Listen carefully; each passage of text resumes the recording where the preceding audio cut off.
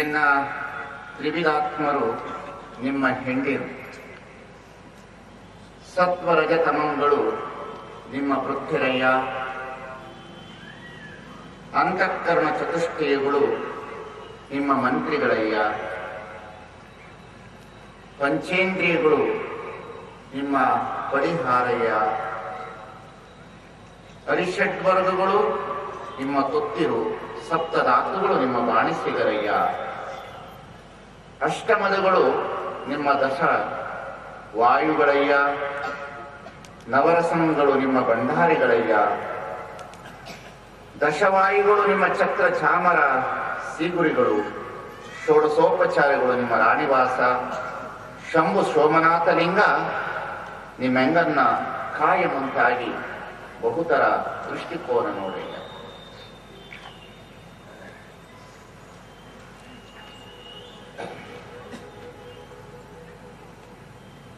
ಮನಸ್ಸಿನ ವಿಚಾರಧಾರೆಯನ್ನ ಕುರಿತು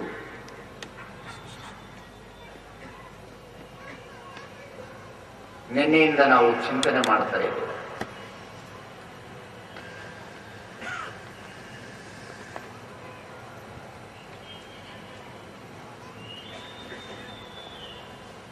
ನಿನ್ನೆ ನಾನೊಂದು ಮಾತನ್ನು ಹೇಳಿದೆ.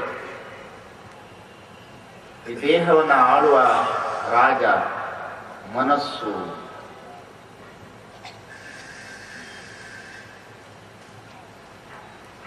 ಅವರಿಗವರ ಮನವೇ ಬ್ರಹ್ಮ ನೋಡ, ಅವರಿಗವರ ಮನವೇ ಬ್ರಹ್ಮ ನೋಡ. ಬ್ರಹ್ಮ ಅಂತಂದ್ರೆ ದೊಡ್ಡದು, ಬ್ರಹ್ಮ ಅಂತ ಹೇಳಿದ್ರೆ ದೊಡ್ಡದು.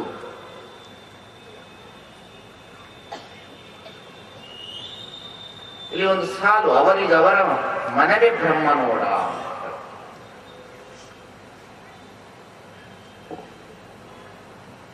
ಬ್ರಹ್ಮ ಅನ್ನತಕ್ಕಂಥದ್ದು ಬಹಳ ಅತಿ ಅದ್ಭುತವಾದಂತ ಒಂದು ಶಕ್ತಿ. ಅದು ಜಗತ್ತಿನಲ್ಲಿ 3 ಶಕ್ತಿಗಳಿವೆ: ಸೃಷ್ಟಿ, ಸ್ಥಿತಿ, ಲಯ.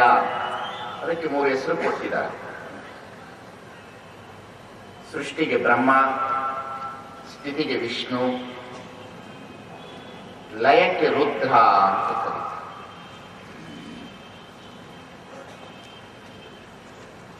ಇಲ್ಲಿ ಸೃಷ್ಟಿಗೆ ವಿಷ್ಣು ಅಂತ ಕರೆದಿದ್ದಾರೆ, ಅಲ್ಲ ಬ್ರಹ್ಮ ಅಂತ ಕರೆದಿದ್ದಾರೆ. ಹಾಗಾಗಿ ಇಲ್ಲಿ ಈ ಸೃಷ್ಟಿಗೆ ಬ್ರಹ್ಮ ಅಂತ ಕರೆದಿರುವಂತಹ ರೀತಿಯನ್ನು ನೋಡಿದಾಗ ಅವರಿಗವರ ಮನವೇ ಒಲಿದುದೇ ಬ್ರಹ್ಮ ಅಂತ ಅವರಿಗೆ ಶರಣ. ಈ ಮನಸ್ಸಿನಲ್ಲಿ ಏನೇನು ಸೃಷ್ಟಿ ಆಗ್ತದೆ ಅದೆಲ್ಲವೂ ಬ್ರಹ್ಮ. ಕೂಡಲ ಸಂಗಮ ದೇವರ ನಿಲುವು ಹೇಗಿತ್ತು ಅಂದ್ರೆ ಸದ್ಗುರುವಿನ ಚಿತ್ತದಂದಿತ್ತು. ಅದಕ್ಕೆ ಚಿತ್ತ ಅಂತ ಕರೀತಾರೆ. ಕೂಡಲ ಸಂಗಮ ದೇವರ ನಿಲುವು ಹೇಗಿತ್ತು ಅಂದ್ರೆ ಸದ್ಗುರುವಿನ ಚಿತ್ತದಂದಿರ್ತಿತ್ತು. ಇಲ್ಲಿ 3 ಯಾಕೆ ಈ ಪದಗಳನ್ನು ಬಳಸಿದ್ರು? ವಿಷ್ಣು, ಬ್ರಹ್ಮ, ರುದ್ರ. ಬ್ರಹ್ಮನ ಮನಸ್ಸಿಗೆ ಯಾಕೆ ಬ್ರಹ್ಮನನ್ನು ಹೋಲಿಸು? ಸೃಷ್ಟಿಗೆ ಯಾಕೆ ಹೋಲಿಸು? ಈ ದೇಹದಲ್ಲಿ ಎಲ್ಲವೂ ಪ್ರಾರಂಭ ಆಗುವುದೇ ಮನಸ್ಸಿನಿಂದ. ಪ್ರತಿಯೊಂದು ಬಯಕೆಗಳ ಪ್ರಾರಂಭ ಆಗುವುದೇ ಮನಸ್ಸಿನಿಂದ. ಈ ಸೃಷ್ಟಿ ಉಗಮವಾಗಿರ್ತಕ್ಕಂಥದಕ್ಕೆ ಬ್ರಹ್ಮ ಅಂತ ಹೇಳುದು. ಬ್ರಹ್ಮ ಅಂದ್ರೆ ಯಾವುದರಿಂದ ಉತ್ಪರಿಸಲ್ಪಟ್ಟಿದೆಯೋ, ಯಾವುದರೊಳಗೆ ತನ್ನನ್ನು ತನ್ನ ಅಸ್ತಿತ್ವದಲ್ಲಿ ಇಟ್ಟುಕೊಂಡಿದೆಯೋ, ಯಾವುದರೊಳಗೆ ತನ್ನೆಲ್ಲವನ್ನ ಲಯವಾದಾಗ ತನ್ನಲ್ಲಿ ಗರ್ಭಿಸಿಕೊಳ್ಳುವುದು, ಅದುವೇ ಬ್ರಹ್ಮ.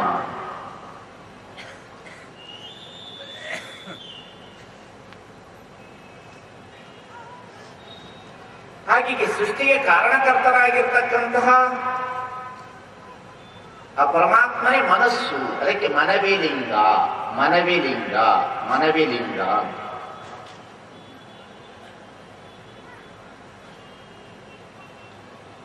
ಇಲ್ಲಿ ಬಹಳ ಮುಖ್ಯವಾಗಿ ಮನಸ್ಸು ಅನ್ನತಕ್ಕಂಥ ವಸ್ತು ಇದೆಯಲ್ಲ, it is very very beautiful ಆದಂತಹ ಒಂದು ಅಂಗ ಈ ದೇಹದಲ್ಲಿ. ಈ ದೇಹದ ಕಾರ್ಯಾಂಗವೇ ಮನಸ್ಸು. ಇಡೀ ಸಂಪೂರ್ಣವಾದಂತಹ ದೇಹದ ಕಾರ್ಯಾಂಗ ಇದೆಯಲ್ಲ, ಇದು ಮನಸ್ಸು. ಅದಕ್ಕೆ ಸಿಗ್ಮೆಂಟ್ ಫ್ರೈಡ್ ಅನ್ನತಕ್ಕಂಥ ಪಾಶ್ಚಾತ್ಯ ತತ್ವಜ್ಞಾನಿ ಒಳ ಮನಸ್ಸು ಮತ್ತು ಹೊರ ಮನಸ್ಸು ಅಂತ ಹೇಳ್ತಾರೆ.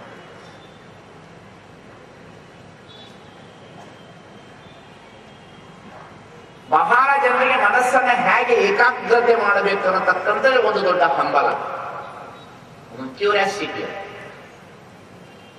ಈ ಹರಿಯುವಂತ ಮನಸ್ಸನ್ನ ಹೇಗೆ ತಂದು ಹಿಡಿದು ನಿಲ್ಲಿಸೋದು.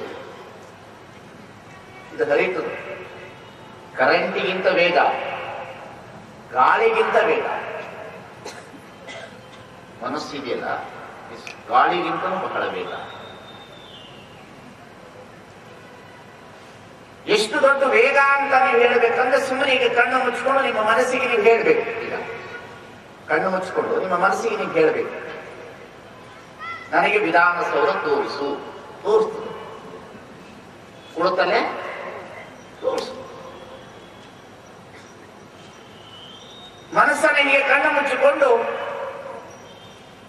ನನಗೆ ಕಾಲೇಜಿನ ಪಾಠ ಮಾಡುವ ಪ್ರಾಚಾರ್ಯರನ್ನು ತೋರಿಸು. ತೋರಿಸ್ತದೆ. ಅಷ್ಟು ಅತಿ ಅದ್ಭುತವಾದಂತಹ ಒಂದು ಶಕ್ತಿ ಅದು.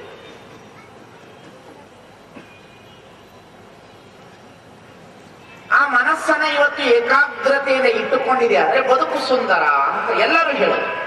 ಎಲ್ಲರ ಗುರಿನೇ ಅದು, ಎಲ್ಲರ ಗುರಿನೇ ಅದು. ಗುರಿನೇನಿಲ್ಲ.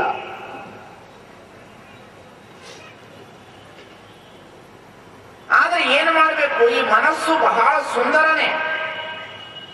ಆದ್ರೆ ಮನಸ್ಸು ಏನು ಮಾಡ್ತದೆ? ತನುವಿನ ಕೊರತೆಗೆ ಸುಳಿದು, ಮನದ ಕೊರತೆಗೆ ನೆನೆದು, ಭಾವದ ಕೊರತೆಗೆ ತಿಳಿದು, ಶಬ್ದದ ಕೊರತೆಗೆ ಉಳಿದುಳಿದು ಗುಹೇಶ್ವರನೆಂಬ ಲಿಂಗವು ಮನದಲ್ಲಿ ನೆಲೆಗೊಳ್ಳಲಾಗಿ ಅಂತ ಬರೀತಾರೆ. ತನುವಿನ ಕೊರತೆಗೆ ಸುಳಿದು, ಒಂದಿಷ್ಟು ಕೊರತೆ ಅದ ತನುವಿನಲ್ಲಿ. ಕೊರತೆ ಇದೆಯಲ್ಲೋ? ಇದ್ದೇ ಇದೆ. ತನುವಿನಲ್ಲಿ ಕೊರತೆ ಇಲ್ಲದವರು ಯಾರೂ ಇಲ್ಲ. ಎಲ್ಲರೂ ಸಹ ರೂಪವಂತರಾಗಿರ್ಬೇಕು ಅಂತಾನೆ ಬಯಸ್ತಾರೆ. ಅದೊಂದು ದೊಡ್ಡ ಕೊರತೆ. ಬಹಳ ಜನ ಎದ್ದಿದ್ದ ಕೂಡಲೇ ಏನ್ ನೋಡ್ಕೋತಾರೆ? ಕನ್ನಡಿ ನೋಡ್ಕೊಳ್ತಾರೆ. ಬಹಳ ಸಲ ಕನ್ನಡಿಯನ್ನ ನೋಡ್ಕೋತಾರೆ. ಯಾಕೆ ಕನ್ನಡಿ ನೋಡ್ಕೋತಾರೆ? ಬಹಿರಂಗದ ರೂಪ ಚೆನ್ನಾಗಿರ್ಬೇಕು, ಬಹಿರಂಗದ ಸೌಂದರ್ಯ ಚೆನ್ನಾಗಿರ್ಬೇಕು, ನನ್ನನ್ನು ನೋಡಿದ್ರೆ ಯಾರಾದ್ರೂ ನಿಲ್ಲಿಸಿ ಮಾತನಾಡಿಸಬೇಕು. ಏನೋ ನನ್ನನ್ನು ಯಾರಾದ್ರೂ ನೋಡಿದ್ರೆ ನಿಲ್ಲಿಸಿ ಮಾತನಾಡಿಸಬೇಕು. ತನುವಿನ ಕೊರತೆಗೆ ಸುಳಿದು, ಈ ತನುವಿಗೆ ಕೊರತೆ ಏನು ಅಂತಂದ್ರೆ ಅದೇ ಬಹಳ ಕೊರತೆ ನಮ್ಮಲ್ಲಿ. ಇವತ್ತು ಬಹಳ ಜನ ಯಾಕೆ ಡಿಪ್ರೆಷನ್ ಆಗ್ತಾರಂದ್ರೆ ನಮ್ಮಲ್ಲೇ ನಾವು ಕೀಳರಿಮೆಯನ್ನು ಇಟ್ಟುಕೊಂಡಿರೋದ್ರಿಂದ ನಮ್ಮ ಬದುಕು ಹೇಳ್ತಾ ಇಲ್ಲ. ನಮ್ಮಲ್ಲಿ ನಮ್ಮ ಬದುಕು ಕೀಳರಿಮೆ ಇದೆ. ನನ್ನ ದೇಹ ಹೀಗಿರ್ಬೇಕಾಗಿತ್ತು, ಅವರಿಗಿಂತ ನನ್ನ ರೂಪ ಚೆನ್ನಾಗಿರ್ಬೇಕಾಗಿತ್ತು, ಅವನಿಗಿಂತ ನಾನು ಸುಂದರನಾಗಿರ್ಬೇಕಾಗಿತ್ತು. ಈ ಬಯಕೆಗಳಿದೆಯಲ್ಲ, ಈ ಬಯಕೆಗಳು ತನುವಿನ ಕೊರತೆ ಇದೆ. ಈ ತನುವಿನ ಕೊರತೆ ಏನು ಮಾಡುತ್ತದೆ? ಮನಸ್ಸಿನ ಜೊತೆಯಲ್ಲಿ ಸೇರ್ಕೊಂಡು ಕೆಲಸ ಮಾಡುತ್ತದೆ.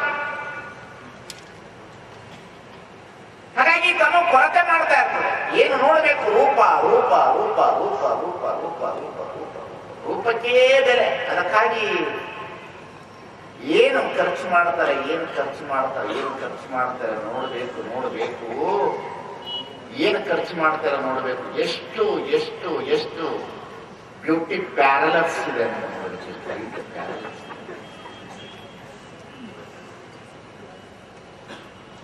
ನಾನು ಇನ್ನೂ ವಯಸ್ಸಿನಲ್ಲಿ ಬಹಳ ಸಣ್ಣವನಾಗಿ ಕಾಣಬೇಕು. ಅಷ್ಟು ತನುವಿನ ಕೊರತೆ. ರೂಪಿತ್ತು ಫಲವೇನು ಗುಣವಿಲ್ಲದ ನಕ್ಕ, ಹಸುವಿತ್ತು ಫಲವೇನು ಹಯನವಿಲ್ಲದ ನಕ್ಕ, ನಾನಿತ್ತು ಫಲವೇನು ನಿಮ್ಮ ಜ್ಞಾನವನ್ನರಿಯದ ನಕ್ಕ, ಚೆನ್ನಮಲ್ಲಿಕಾರ್ಜುನ. ಮಾತು ಬರ್ಬೇಕಾದ್ರೆ ಈ ಅಕ್ಕನ ಬಳಗದವರಿಗೆ ಇದು ಅರ್ಥ ಆಗಬೇಕು. ಅಕ್ಕನ ಬಳಗ ಅಲ್ಲ, ಅದು ಫ್ಯಾಷನ್ ಬಳಗ.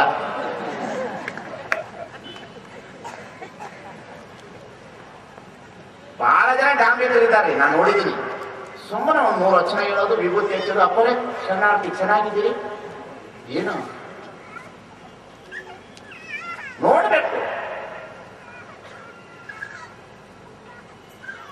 ಅಕ್ಕ ಬಹಳ ಸುಂದರವಾಗಿ ತನುವನ್ನು ಇಟ್ಟುಕೊಂಡಿದ್ದು, ಸಾಮಾನ್ಯವಾದ ತನುವಲ್ಲ ಅವಳದು. ಎಂತಹ ರೂಪವಂತಳು, ರೂಪಿದ್ದು ಫಲವೇನು ಗುಣವಿಲ್ಲದನಕ್ಕ ಅಂತ ಬರೋದು. ಗುಣ ಅಂತಂದ್ರೆ ಅದೇ ಮನಸ್ಸು. ಗುಣ ಅಂದ್ರೆ ಇನ್ನೇನಲ್ಲ, ಮನಸ್ಸು, ಒಳ್ಳೆಯ ಮನಸ್ಸು. ಮನಸ್ಸಿಗೆ ಇನ್ನೊಂದು ಹೆಸರು ಗುಣ. ಒಳ್ಳೆ ಗುಣ ಇರಬೇಕು ಅಂತ ಹೇಳೋದು. ಎಷ್ಟು ದೊಡ್ಡವಳು ಅಕ್ಕ ಮಹಾದೇವಿ ಅಂದ್ರೆ ತನುವಿನ ಬಗ್ಗೆ ಆಕೆಗೆ ಲೆಕ್ಕವೇ ಇರಲಿಲ್ಲ. ತನುವನ ಎಂದು ಲೆಕ್ಕಕ್ಕೆ ಕೊಳ್ಳಿಲ್ಲ ಆಕೆ. ಈ ಕಾಯ ನಿನಗರ್ಪಿತವಾದ ಬಳಿಕ ಈ ಕಾಯ ನಾಯಿ ತಿಂದರೇನು, ನರಿ ತಿಂದರೇನು ಚೆನ್ನಮಲ್ಲಿಕಾರ್ಜುನ ಏನ್ರಿ? ನಮ್ಗೇನಾದ್ರು ಒಂದಿಷ್ಟ ಆಗಲಿ, ಮೂಗು ಮೊಂಡಾದ್ರೆ ಅದನ್ನ ಪ್ಲಾಸ್ಟರ್ ಆಫ್ ಸರ್ಜರಿ ಯಾರು ನೋಡ್ತಿರಲ್ಲ. ಯಾಕೆ ಮನಸ್ಸು ಇಂದು ನಿಮ್ಮದೆಲ್ಲ ಅಲ್ಲಾಡ್ತಾ ಇದೆ ಅಂದ್ರೆ ನೀವು ನೋಡುವುದನ್ನ ನೋಡ್ತಾ ಇಲ್ಲ. ನೋಡುವುದನ್ನ ನೋಡಿದರೆ ನಮ್ಮ ಮನಸ್ಸು ಬಹಳ ಚೆನ್ನಾಗಿರ್ತದೆ, ಕೇಳುವುದನ್ನ ಕೇಳಿದರೆ ಮನಸ್ಸು ಚೆನ್ನಾಗಿರ್ತದ.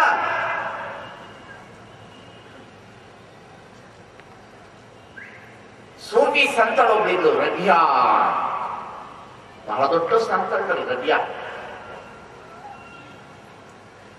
ಜಗತ್ತಿನಲ್ಲಿ ಹೆಣ್ಣು ಮಕ್ಕಳಲ್ಲಿ ಬಹಳ 5 ಜನ ಬಹಳ ಅತಿ ಅದ್ಭುತವಾದ ವ್ಯಕ್ತಿಗಳು. ಒಂದು ಕಾಶ್ಮೀರದ ಲಲೇಶ್ವರಿ, ಒಬ್ಬಳು ಸೂಫಿ ಸಂತ ರಬಿಯಾ, 3ನೇಯವಳು ಮೀರಾದೇವಿ, 4ನೇಯದು ತಮಿಳುನಾಡಿನ ಅವ್ಯಯ, 5ನೇಯವರು ಅಕ್ಕ ಮಹಾದೇವಿ. ಇವು ಜಗತ್ತಿನ 5 ಜನ ಹೆಣ್ಣು ಮಕ್ಕಳು, ಬಹಳ ಅತಿ ಅದ್ಭುತವಾದ, ಬಹಳ ಸುಂದರವಾದ ಹೆಣ್ಣು ಮಕ್ಕಳು. ಇಲ್ಲಿ ತನುವಿನ ಕೊರತೆಗೆ ಸುಳಿದು ಈ ದೇಹದ ಒಂದು ಕೊರತೆ, ಎಲ್ಲರಿಗೂ ಕೊರತೆ. ನಾನು ಹೀಗಿರ್ಬೇಕು, ನಾನು ಹಾಗಿರ್ಬೇಕು, ನಾನು ಐಶ್ವರ್ಯ ರೈ ಆಗಬೇಕು, ನಾನು ಡಿಂಪಲ್ ಕಪಾಡಿ ಆಗಬೇಕು, ನಾನು ಋತಿಶ್ ರೋಷನ್ ಆಗಬೇಕು, ನಾನು ಅಮಿತಾಬ್ ಬಚ್ಚನ್ ಆಗಬೇಕು, ನಾನು ವಿವೇಕ್ ರೈ ಆಗಬೇಕು, ನೀನು ಅದಾಗಬೇಕು, ಯಾರು ಬಸವಣ್ಣ ಆಗಬೇಕು, ಯಾರಕ್ಕನ. ಹೊರಗಿನ ಶೃಂಗಾರ, ಕೇವಲ ಹೊರಗಿನ ಶೃಂಗಾರ ಹೇಗಿದೆ ಅಂತಂದ್ರ, ಹೇಗಿದೆ ಅಂತ ಕೇಳಿದ್ರೆ ಅದು ಅಂತಿಂತ ಶೃಂಗಾರ ಅಲ್ಲ, ಒಳಗಡೆ ಶೃಂಗಾರ ಆಗಬೇಕು. ಒಳಗಡೆ ಆನಂದ ಇರಬೇಕು. ರಬಿಯಾ ಎಂತವಳು ಅಂತಂದ್ರೆ ಸಾಮಾನ್ಯವಾದ ಸಂತನಲ್ಲ ರಬಿಯಾ. ಒಂದು ದಿವಸ ಹೀಗೆ ಹುಣ್ಣಿಮೆಯ ದಿವಸ ಅವನ ಗುರು ಹೊರಗಡೆ ತಿರುಗಾಡ್ತಿರ್ತಾನೆ. ಸೂಫಿ ಸಂತ ಹೀಗೆ ತಿರುಗಾಡುತ್ತಿರುವಂತಹ ಸಂದರ್ಭದಲ್ಲಿ ಹುಣ್ಣಿಮೆಯ ಚಂದ್ರನ ಬೆಳಕು ಹಾಗೆ ಚೆಲ್ಲಿರ್ತದ. ಸೂರ್ಯನುದಯ ತಾವರಿಗೆ ಜೀವಾಳ, ಚಂದ್ರನುದಯ ನೈದಿನಿಗೆ ಜೀವಾಳ. ಕೂರ್ಪರ ಕಾವಿನಲ್ಲಿ ಕೂಟ ಜೀವಾಳ, ಒಲಿದ ಕಾವಿನಲ್ಲಿ ನೋಟ ಜೀವಾಳ. ಏನು ಸುಂದರ ವಚನಗಳು. ಹೀಗೆ ಚಂದ್ರನ ಹೀಗೆ ಹರಿದಿರ್ತದ. ಹರಿದಿರುವಂತಹ ಸಂದರ್ಭದಲ್ಲಿ ಅವರು ಗುರು ಹೊರಗಡೆ ಬಂದು ಹೀಗೆ ವಾಕಿಂಗ್ ಮಾಡ್ತಾ ಇರ್ತಾರ.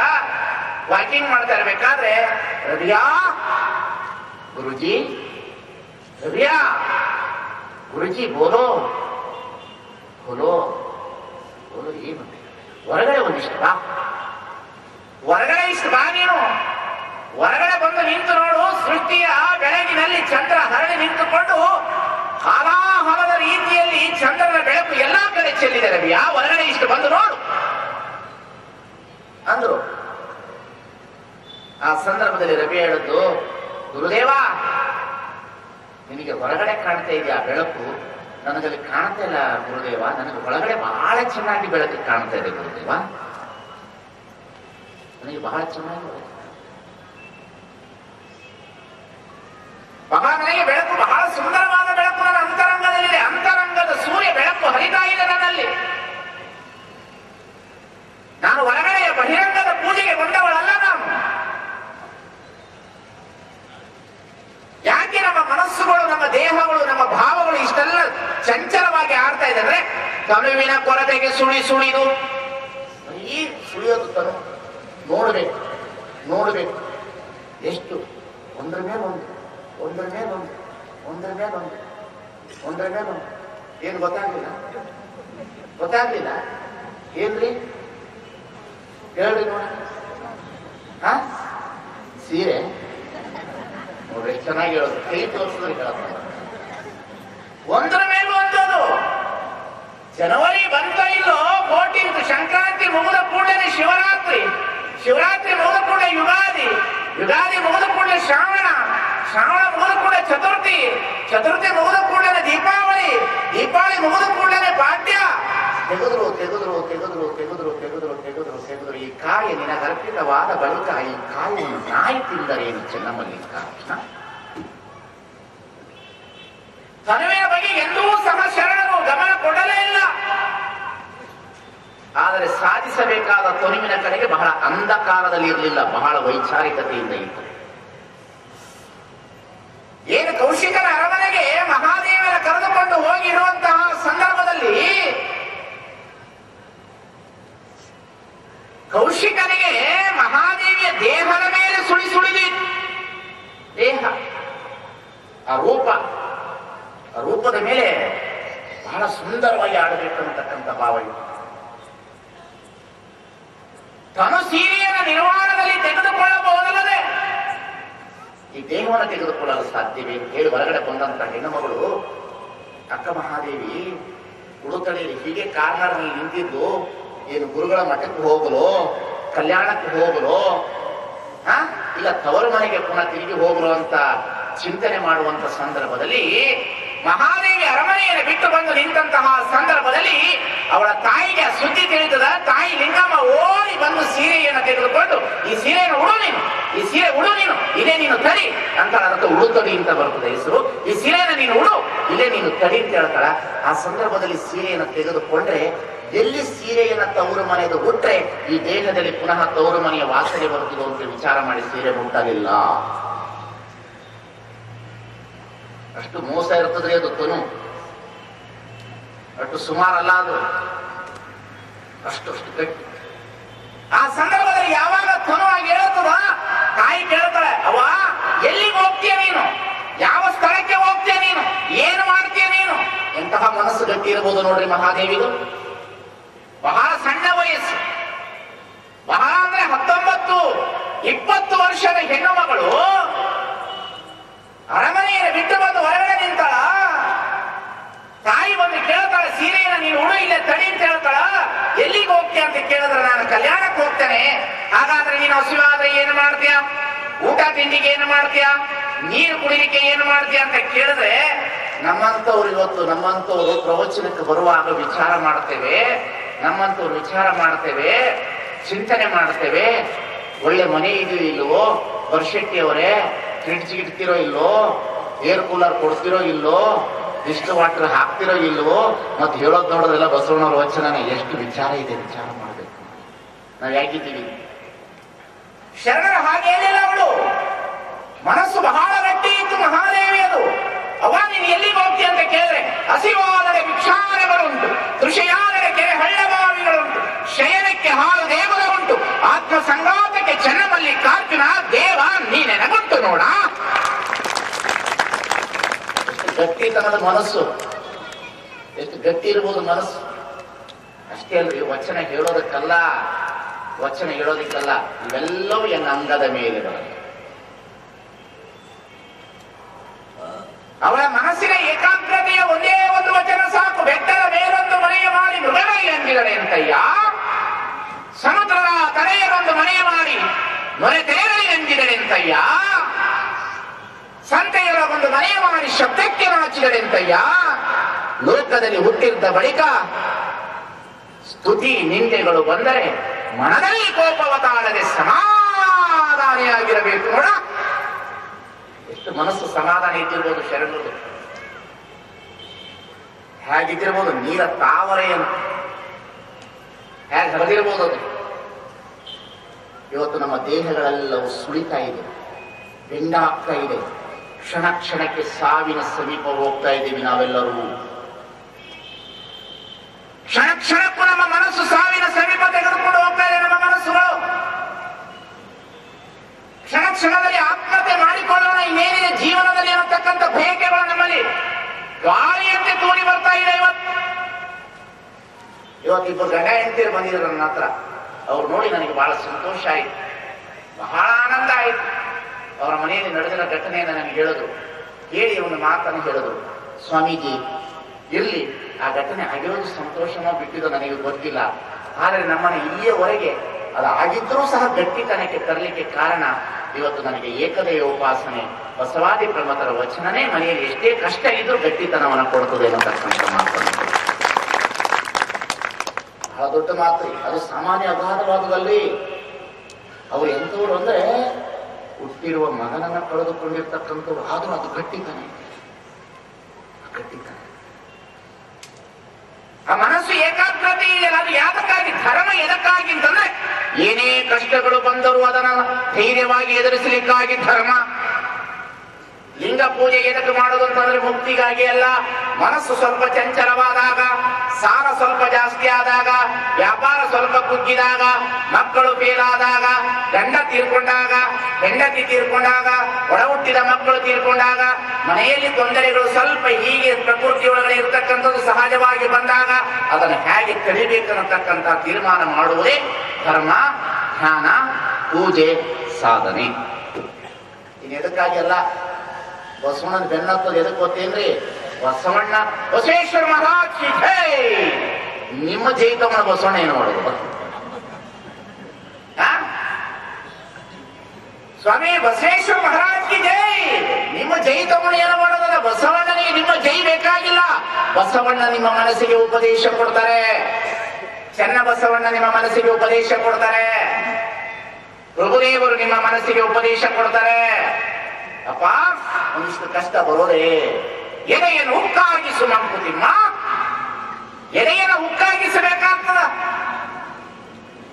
ಒಂದಿಷ್ಟು ಆಗೋದೆ ಮನೆ ಒಳಗಡೆ, ಒಂದಿಷ್ಟು ತೇಲೋದೇ. ಅದು ಹುಟ್ಟಿದ ಮೇಲೆ ಮಕ್ಕಳು ಒಂದಿಷ್ಟು ಅಲ್ಲಾಡ್ತಾರ, ಅವರು ಬಿಡ್ತಾರೇನೋ. ಒಂದಿಷ್ಟು ಸರಳ ಆಗೋದೇ ಅದು ಮನೆ ಒಳಗಡೆ. ಆವಾಗ ಕಷ್ಟ ಆಗ್ತದಲ್ಲ. ಕಷ್ಟ ನಿನಗಾದಾಗ ನಷ್ಟ ಬಯದೋರಿದ, ಕಷ್ಟ ನಿನಗಾದಾಗ ನಷ್ಟ ಬಯದೋರಿದ ದೃಷ್ಟಿಯನ್ನು ತಿರುಗಿಸಿ ನೋಡಲಿ ಸೃಷ್ಟಿಸುವುದು ಅಮೃತದ ರುಚಿ. ಒಳಗಡೆ ದೃಷ್ಟಿಯನ್ನು ತಿರುಗಿಸಿ ನೋಡಬೇಕಾ? ದೃಷ್ಟಿಯನ್ನು ತಿರುಗಿಸಿ. ಅದಕ್ಕೆ ನಮ್ಮೆಲ್ಲರ ಮನಸ್ಸು ಏನಾಗಿದೆ ಅಂದ್ರೆ ಬರೀ ತನುವಿನ ಕೊರತೆ, ಸುಳಿಯೋದು ಸುಳಿಯೋದು ಸುಳಿಯೋದು ಸುಳಿಯೋದು ಸುಳಿಯೋದು. ಏನು ಹಚ್ಚಿದೆ ಪೇರೆಂಟ್ದವ್ರಿಗೆ, ಹಾಕಿದ ಪಾಯಿಂಟ್ಸ್. ಏನು ಹಾಕಿದ್ರೆ ಏನು ಹಾಕಿದ್ರೆ ವಯಸ್ಸಿಗೆ ತಕ್ಕ ಮುಪ್ಪು ಆಗೋದೇನು? ತಲೆಗೆ ಯಾವ ಬಣ್ಣ ಬಳದ್ರೇನು? ಒಳಗಡೆ ಬಿಳಿನ ಆಗೋದೇ ಸ್ವಾಮಿ. ವಯಸ್ಸಿಗೆ ತಕ್ಕಂತೆ ದೇಹ ಪರಿವರ್ತನೆ ಆಗೋದೇ. ವಯಸ್ಸಿಗೆ ತಕ್ಕ ದೇಹ ಪರಿವರ್ತನೆ ಆಗ್ತಾ ಹೋಗ್ತದೆ. ಎನ್ನ ಮನದ ಮುಂದಣದ ಮರವ ಹಾರಿ ಹೋಗಿತ್ತು ಅಖಂಡೇಶ್ವರ. ನಿಲುವು ನಿಶ್ಚಯವಾದಲ್ಲಿ ಕಾಣ ಬಂದಿತ್ತು ನೋಡ. ನಿಲುವು ನಿಶ್ಚಯವಾಗಬೇಕು. ನಮ್ಮ ನಿಲುವಿದೆಯಲ್ಲ ಅದು ನಿಶ್ಚಯ ಆಗಬೇಕು. ನಿಮ್ದು ಹಾಗಲ್ಲ ನಿಲುವು, ಹಾಗಲ್ಲ ನಮ್ಮ ನಿಲುವು.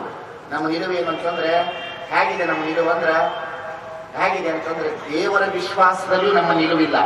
ನಿಲುವು ನಿಶ್ಚಯವಾದಲ್ಲಿ ಅಖಂಡೇಶ್ವರನೆಂಬುದು ಕಾಣಬಹುದು. ನಿಲುವು ನಿಶ್ಚಯ ಇಲ್ಲ. ನಮಗೆ ನಿರ್ವಸವಾಗಿ ಲಿಂಗ ಕೊಟ್ಟಿದ್ದಾರೆ. ಲಿಂಗದ ಮೇಲೆ ನಮ್ಮ ನಿಷ್ಠೆ ಇರಬೇಕು, ಮನಸ್ಸಿರಬೇಕು, ಭಕ್ತಿ ಇರಬೇಕು, ಏಕಾಗ್ರತೆ ಇರಬೇಕು. ಲಿಂಗ ಕಟ್ಕೊಳ್ಳೋದು ಅಲ್ಲಿ ಯಾರೋ ದೇವರು ಹೇಳ್ತಾರಂದ್ರೆ ಅದಕ್ಕೂ ಹೋಗೋದು. ಈ ಕಡೆ ಇನ್ನೊಂದು ಗುಡಿಗೂ ಹೋಗೋದು, ಇನ್ನೊಂದು ಗುಂಡಾರಕ್ಕೂ ಹೋಗೋದು. ಮನಸ್ಸು ನಿಶ್ಚಲ ಇಲ್ಲ. ಯಾವುದು ಏಕಾಗ್ರತೆ ಕೊಡಬೇಕು? ನಮಗೆ ಯಾವುದು ಕೊಡಬೇಕು? ಲಿಂಗ ಕಟ್ಕೊಳ್ಳೋದು ಎಲ್ಲ ಕಡೆ ತಿರುಗಾಡೋದು. ಲಿಂಗ ಕಟ್ಟೋದು ಎಲ್ಲ ಕಡೆ ತಿರುಗಾಡೋದು. ಒಂದು ಕಡೆ ಅಲ್ಲ, ಎಷ್ಟು ಕಡೆ ತಿರುಗಾಡ್ತಾರೆ ನೋಡ್ಬೇಕ್ರಿ. ಮನ ಹರಿಯೋದು ನೋಡ್ಬೇಕ್ರಿ. ತಕ್ಷಣ ತಕ್ಷಣ ತಕ್ಷಣ ತಕ್ಷಣ no no no no no no. ಧ್ಯಾನ ಒಂದೇ ಸಲ ಅಳವಡುವುದಿಲ್ಲ. ಸಾಯುವ ಸಂದರ್ಭದಲ್ಲಿ ಇನ್ನೂ ಒಂದು 10 ನಿಮಿಷ ಇದ್ದಾಗ ಧ್ಯಾನ ಅಳವಡುವಂತ ಸಾಧ್ಯತೆಗಳಿರ್ತವೆ. ಧ್ಯಾನ ಒಂದೇ ಸಲ ಅಳವಡುವುದಿಲ್ಲ. ಧ್ಯಾನದ ಸ್ಥಿತಿ ಬಹಳ ದೂರ ಇದೆ. ಆದ್ರೆ ಪ್ರಯತ್ನ ಕಡಿಮೆ ಆಗಬಾರದು. ಲಿಂಗ ಕಟ್ಟೋದು ಇಡೀ ಜಗತ್ತೆಲ್ಲ ಸುತ್ತೋದು. ಮನಸ್ಸು ಒಂದು ಕಡೆ ನಿಲ್ಲೋದಿಲ್ಲ. ನೆನೆಯುತ್ತಿದೆ ಮನ ದೂರ್ವಾಸನೆಗೆ, ಹರಿಯುತ್ತಿದೆ. ನೆನೆಯುತ್ತಿದೆ ಮನ, ಹರಿಯುತ್ತಿದೆ ದೂರ್ವಾಸನೆಗೆ. ಅದಕ್ಕೆ ಕಟ್ಟಿದ ಲಿಂಗ ಬಿಟ್ಟು ಹೋದ ಏನಾಗ್ತದೆ ಅನ್ನೋದು ಕಬ್ಬಿಗರ ಚೌಡಯ್ಯ ಹೇಳ್ತಾನ. ಕಟ್ಟಿದ ಲಿಂಗವ ಬಿಟ್ಟು ಬೆಟ್ಟದ ಲಿಂಗಕ್ಕೆ ಹೋಗಿ ಹೊಟ್ಟೆ ಅಡಿಯಾಳಾಗಿ ಬೀಳುವ ಲೊಟ್ಟ ಮನುಜರ ಕಂಡರೆ ಮೆಟ್ಟಿದ ಎಡಪಾದ ರಕ್ಷೆ ತೆಗೆದುಕೊಂಡು ಲಟಲಟನೆ ಒಡಿ ಎಂದಾತ ನಮ್ಮ ಅಂಬಿಗರ ಚೌಡಯ್ಯ ನಿಜ ಚರಣ. ಚಪ್ಪಾಳೆ ತಟ್ಟಿರೇನ? ಎಷ್ಟು ಚೆನ್ನಾಗಿ ಹೇಳ ನೋಡ್ರಿ. ಸಾಮಾನ್ಯ ಅಲ್ರಿ ಅಂಬಿಗರ ಚೌಡಯ್ಯ. ನಮ್ಮ ಲಿಂಗ ನಮಗೆ ಕೊಡಿ, ಇಲ್ಲದಿದ್ದರೆ ನಿಮ್ಮನ್ನು ನಡು ನೀರಿನಲ್ಲೇ ಅದ್ದುತ್ತೇನೆ ಅಂತ. ಮನಸ್ಸು ನಿಶ್ಚಲವಾಗಬೇಕು ನಿಮಗೆಲ್ಲರಿಗೂ. ಅದಕ್ಕೆ ಮನಸ್ಸು ನಿಶ್ಚಲವಾಗಬೇಕಾದ್ರೆ ಏಕದೇವೋಪಾಸನೆಯಿಂದ ಸಾಧ್ಯ, ಏಕ ವ್ರತದಿಂದ ಸಾಧ್ಯ, ಏಕ ಧ್ಯಾನದಿಂದ ಸಾಧ್ಯ, ಏಕ ವಸ್ತುವಿಂದ ಸಾಧ್ಯ. ಇದು ಹಾಗಲ್ಲ. ಇಲ್ಲೊಂದಿಷ್ಟು ದಿವಸ ಅಲ್ಲೊಂದಿಷ್ಟು ಈಗ ಮನಸ್ಸು ಹರಿಯುತ್ತದೆ, ಹರಿಯೋದೆ ಸ್ವಾಮಿ. ಅದಕ್ಕೆ ನಾನು ಹೇಳ್ತೇನೆ ನಿಮಗೆ, ದಯಮಾಡಿ ಇರುವ ಆಯುಷ್ಯವನ್ನ, ಇರುವ ಶಕ್ತಿಯನ್ನ, ಇರುವ ಶಕ್ತಿಯನ್ನ ಕೇವಲ ಕಾಕು ಕೋಪು ದೇವತೆಗಳನ್ನ ಕಾಣುವುದರ ಮುಖಾಂತರ ನೀವೇನು ಸುಖ ಪಡಲಿಕ್ಕೆ ಸಾಧ್ಯವಿಲ್ಲ. ಬಹಳ ಮನಸ್ಸು ನಿಶ್ಚಲವಾಗಿ ನಿಲ್ಲಬೇಕಂದ್ರೆ ನಿರಾಕಾರವಾಗಿರ್ತಕ್ಕಂಥ ಸಚ್ಚಿದಾನಂದ ಸ್ವರೂಪನಾಗಿರ್ತಕ್ಕಂತಹ ಶಿವಯೋಗದ ಕಡೆಗೆ ಬಂದಾಗ ನಮ್ಮ ಮನಸ್ಸುಗಳು ಬಹಳ ಸುಂದರವಾಗಿ ನಿಲ್ಲಲಿಕ್ಕೆ ಸಾಧ್ಯ. ಇಲ್ಲಾಂದ್ರೆ ನಮ್ಮ ಮನಸ್ಸು ಹೊರದಾಡ್ತಾ ಇದೆ. ಹರಿಯೋದು ನೋಡ್ಬೇಕ್ರಿ, ಹೇಗರಿತಂದ್ರೆ ಮನಸ್ಸು ಬಹಳ ಸೂಕ್ಷ್ಮ ಅದು. ಎಷ್ಟು ಸೂಕ್ಷ್ಮ ಅನ್ನೋದಕ್ಕ ಕಲ್ಯಾಣದಲ್ಲಿ ಬಸವಣ್ಣನವರು ಮಹಾಮನೆಯನ್ನು ಕಟ್ಟಿದ್ರು, ಅನುಭವ ಮಂಟಪವನ್ನ ಮಾಡಿದ್ರು, ಪ್ರತಿದಿನ ದಾಸೋಹದ ವ್ಯವಸ್ಥೆ ಇಟ್ಟಿದ್ರು. ಆ ಸಂದರ್ಭದಲ್ಲಿ ಒಂದು ದಿವಸ ದಾಸೋಹದ ವ್ಯವಸ್ಥೆಯನ್ನು ನೋಡ್ಲಿಕ್ಕೆ ಯಾರನ್ನ ಬಿಟ್ಟಿದ್ರು ಅಂದ್ರೆ ಕಿನ್ನರಿ ಬ್ರಹ್ಮಯ್ಯನನ್ನ ಬಿಟ್ಟಿದ್ರು. ಕಿನ್ನರಿ ಬ್ರಹ್ಮಯ್ಯನನ್ನ ಬಿಟ್ಟಿದ್ರು. ಒಂದು ದಿವಸ ಬಸವಣ್ಣನವರು ಏನ್ ಮಾಡಿದ್ರು, ದಾಸೋಹದ ಮನೆಗೆ ಈಗ ಒಳಗೆ ಬಂದು ಬಸವಣ್ಣನವರು ಹೀಗೆ ದಾಸೋಹದ ಮನೆಯಲ್ಲಿ ತಿರುಗಾಡುತ್ತಿರುವಂತಹ ಸಂದರ್ಭದಲ್ಲಿ ಉಳ್ಳಾಗಡ್ಡೆ ರಾಶಿ ಬಂದು ಬಿದ್ದಿತ್ತು. ಬಸವಣ್ಣನವರು ಇಷ್ಟೊಂದು ಉಳ್ಳಾಗಡ್ಡೆ ಎಲ್ಲಿಂದ ಬಂದದ ಅಂತ ಕೇಳಿದ್ರು ಅಷ್ಟೇ. ಉಳ್ಳಾಗಡ್ಡೆ ಇಷ್ಟೊಂದು ಯಾಕೆ ಬಂದದ? ಮುಕ್ತ ಸಂಗಯ್ಯ ಹೇಳಿದ್ರು, ಪ್ರಸಾದಕ್ಕೆ ಬಂದದ್ರಿ ಅಪ್ಪ. ಇಷ್ಟು ಹೇಳುದು. ಇಷ್ಟು ಹೇಳಿದ ಕೂಡಲೇ ರಾತ್ರಿ ಬಸವಣ್ಣನವ್ರಿಗೆ ಏನಾಗಿತ್ತು, ಪ್ರಸಾದ ಆದ ನಂತರ ತಾಂಬೂಲ ಸವಿಯುವಂತಹ ಸಂದರ್ಭದಲ್ಲಿ ಕಿನ್ನರಿಯನ್ನು ಕೇಳುವ ಅಭ್ಯಾಸ ಇತ್ತು ಅಪ್ಪನವರಿಗೆ. ಪ್ರಸಾದ ಆದ ನಂತರ ಕಿನ್ನರಿಯನ್ನು ಕೇಳುವ ಅಭ್ಯಾಸವಿತ್ತು. ಕಿನ್ನರಿ ಬಾರಿಸುವಂತ ಕಿನ್ನರಿ ಬ್ರಹ್ಮಯ್ಯ ಬಂದಿರಲಿಲ್ಲ. ಬಸವಣ್ಣವ್ರಿಗೆ ಕೇಳಿದ್ರು, ಕಿನ್ನರಿ ಯಾಕೆ ಬಂದಿಲ್ಲ? ಆಶ್ಚರ್ಯ ಆಯ್ತು ಬಸವಣ್ಣವ್ರಿಗೆ, ಕಿನ್ನರಿ ಯಾಕೆ ಬಂದಿಲ್ಲ? ಆವಾಗ ಬಸವಣ್ಣರಿಗೆ ಎಚ್ಚರ ಆಯ್ತು, ತಕ್ಷಣ ಎಚ್ಚರ ಆಯ್ತು. ನಾನು ಇವತ್ತು ದಾಸೋಹ ಮನೆಗೆ ಹೋಗಿದ್ದೆ, ಅಲ್ಲಿ ಉಳ್ಳಾಗಡ್ಡೆ ಬಹಳ ಇತ್ತು, ಇಲ್ಲಿ ಯಾಕೆ ಇಷ್ಟು ಬಂದಿದೆ ಅಂತ ಕೇಳಿದೀನಿ. ಅದಕ್ಕಾಗಿ ಕಿನ್ನರಿ ಬ್ರಹ್ಮಯ್ಯ ಬಂದಿಲ್ಲ. ನಮ್ಮ ಪೂರ್ವಾಶ್ರಮದಲ್ಲಿ ನಾವು ಉಳ್ಳಾಗಡ್ಡೆ ತಿಂತಿರ್ಲಿಲ್ಲ. ಇದನ್ನು ಕೇಳಿದಕ್ಕಾಗಿ ಅವನ ಮನಸ್ಸು ನೊಂದುಕೊಂಡಿರ್ಬೋದು, ಅದಕ್ಕಾಗಿ ಅವನು ಇಲ್ಲೋ ಹೋಗಿ ಕೂತಿರ್ಬೋದು. ಇದು ಮಹಾ ಅಪರಾಧ ಅಂತ ಹೇಳಿ ಪ್ರಸಾದದಲ್ಲಿ ಪಾತ್ರ ನರಿದೀವ ಅನ್ನತಕ್ಕಂತಹ ಸಣ್ಣ ಒಂದು ಮನಸ್ಸಿನ ಭಾವನೆಯಲ್ಲಿ ಬಂದಿರತಕ್ಕಂತಹ, ಒಂದು ಸಣ್ಣ ಮನಸ್ಸಿನಲ್ಲಿ ಬಂದಂತಹ ಪ್ರಸಾದದಲ್ಲಿ ಪಾತ್ರ ನರಿದೈವ ಅನ್ನತಕ್ಕಂಥ ಭಾವವನ್ನು ಇಟ್ಟುಕೊಂಡು ಒಂದು ಎತ್ತಿನ ಗಾಡಿ ತಂದು ಉಳ್ಳಾಗಡ್ಡೆ ಮಾಲೆ ಹಾಕೊಂಡು ಊರಿಸ್ಕೋತ ಹೋಗಿ ತ್ರಿಪುರಾಂತಕ ಕೆರೆಯ ಗುಡ್ಡದ ಮೇಲೆ ಕೂತಿರತಕ್ಕಂಥ ಕಿನ್ನರಿ ಬ್ರಹ್ಮಯ್ಯನಿಗೆ ಉಳ್ಳಾಗಡ್ಡೆ ಸಹ ಹಾಕಿ, ನನ್ನ ಮನಸ್ಸಿನಲ್ಲಿ ಉಳ್ಳಾಗಡ್ಡೆ ಪ್ರಸಾದ ಅಲ್ಲ ಅನ್ನತಕ್ಕಂಥದ್ದು ಪೂರ್ವಾಶ್ರಮದ ವಾಸನೆ ಇತ್ತಪ್ಪ, ಆ ವಾಸನೆಯನ್ನು ತೆಗೆದಂತ ಮಹಾಪ್ರವಾಸಾದಿ ಅಂತೇಳಿ ನಮಸ್ಕಾರ ಮಾಡಿದ್ರಂತೆ ಬಸವಣ್ಣನವರು ಕಿನ್ನರಿ ಬ್ರಹ್ಮಯ್ಯನಿಗೆ. ಇಲ್ಲಿ ಮನಸ್ಸು ಅಂದ್ರೆ ಬಹಳ ಸೂಕ್ಷ್ಮಾತಿ ಸೂಕ್ಷ್ಮ. ಅದು ಮನದ ಕೊರತೆಗೆ ನೆನೆದು, ಭಾವದ ಕೊರತೆಗೆ ತಿಳಿದು, ಶಬ್ದದ ಕೊರತೆಗೆ ಉಳಿದುಳಿದು ಗುಹೇಶ್ವರನೆಂಬ ಲಿಂಗವ ಮನದಲ್ಲಿ ನೆಲೆಗೊಳ್ಳದ. ಅದಕ್ಕಾಗಿ it is peace peace peace. ಓ ಮನಸ್ಸೆ ರಿಲ್ಯಾಕ್ಸ್ ಪ್ಲೀಸ್. ಸ್ವಾಮಿ ಸುಖಬೋಧಾನಂದಜಿ ಅವರೊಂದು ಪುಸ್ತಕ ಬರೆದಿದ್ದಾರೆ, ಓ ಮನಸ್ಸೆ ರಿಲ್ಯಾಕ್ಸ್ ಪ್ಲೀಸ್. ಎಷ್ಟು ಮನಸ್ಸು ರಿಲ್ಯಾಕ್ಸ್ ಮಾಡ್ಕೋಬೇಕು. ಇತ್ತೀಚಿನ ದಿನಮಾನ ಕಾಲದಲ್ಲಿ ಯುವಕರು ಯುವತಿಯರು ಬಹಳ ಮನಸ್ಸುಗಳನ್ನು ಕೆಡಿಸಿಕೊಳ್ತಾ ಇದ್ದಾರೆ. ಯುವಕರು ಯುವತಿಯರು ಬಹಳ ಮನಸ್ಸು, ಒಂದಿಷ್ಟು ರೂಪ ಕಾಣ್ತಾ ಇಲ್ಲೋ ಮೆಸೇಜ್ ಬಂತು, so you very nice, I love you, okay come on. Useless people. ಸ್ವಾಮಿ ಪ್ರೇಮ ಅನ್ನತಕ್ಕಂಥದ್ದು ಅತಿ ಅದ್ಭುತವಾದಂತ ಶಕ್ತಿ. ಪ್ರೇಮ ಅನ್ನತಕ್ಕಂಥದ್ದು ಕಾಮವಲ್ಲ, ಪ್ರೇಮ ಅನ್ನತಕ್ಕಂಥದ್ದು it is way of life. Way of life. ಒಂದಿಷ್ಟು ಮೆಸೇಜು, ಒಂದಿಷ್ಟು ಸ್ಟಾರ್ಟಿಂಗ್, ಒಂದಿಷ್ಟು ಅವರು ಇವ್ರು ನೋಡೋದು, ಇವ್ರು ಬುದ್ಧಿ ಯಾಕೋ ಮನಸ್ಸು ಏಕಾಗ್ರತೆ ಬರೋದ್ರಿ, ಓದಕ್ ಕೂತ್ಕೊಂಡ್ರೆ ಏನೇನೋ ಆಗ್ತದ್ರಿ, ಏನಾಗ್ತದ ಏನೋ ಕಣ್ಣೊಳಗೆ ಹಾಕೊಂಡು ಬಂದಿದೆ, ತಲೆ ಒಳಗೆ ಬರೋದು.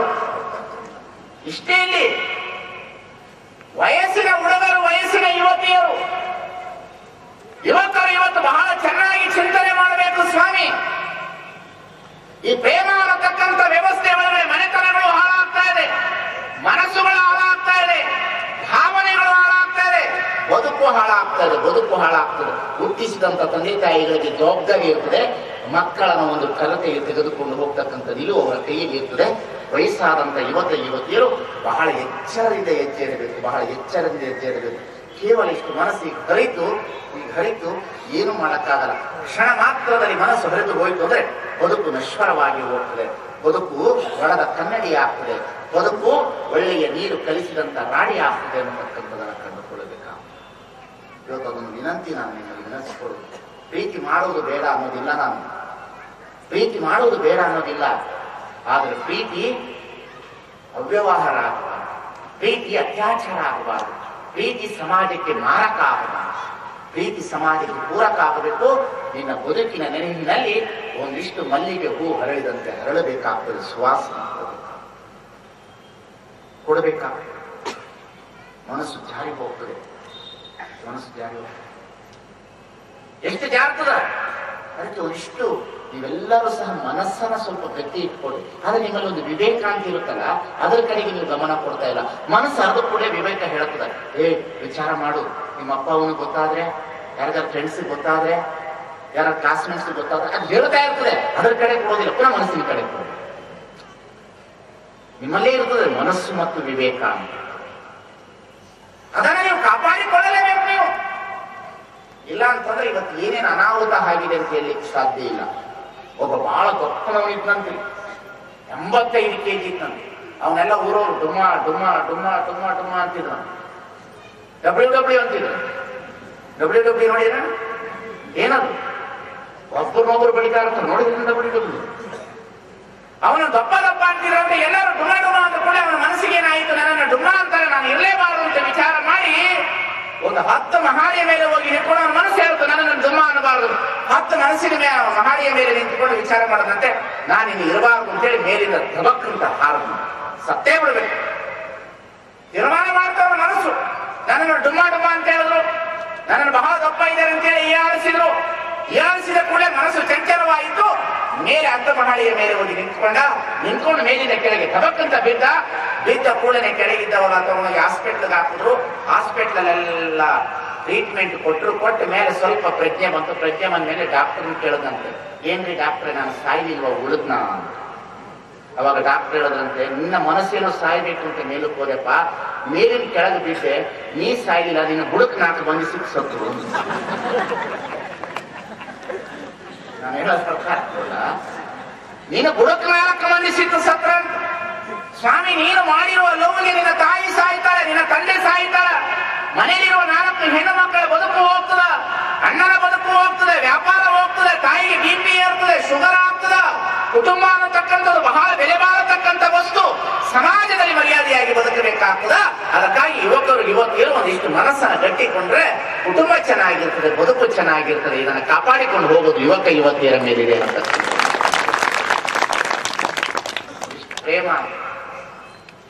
ಪ್ರೇಮಕ್ಕೆ ಕೊರತೆ ಇಲ್ರಿ, ಪ್ರೇಮಕ್ಕೆ ಯಾವತ್ತೂ ಕೊರತೆ ಇಲ್ಲ. ಸುಮ್ಮನೆ ಹಾಡ್ರಿ, ಒಬ್ಬರೇ ಹಾಡ್ರಿ ಕೂತ್ಕೊಂಡು ಯಾಕೆ ಬೇಸರ ಆಗಲ್ಲ? ಒಂದಿಷ್ಟು ಪಿಕ್ಚರ್ ಹಾಡಾಡ್ರಿ, ಏನ್ ತಪ್ಪಿದೆ?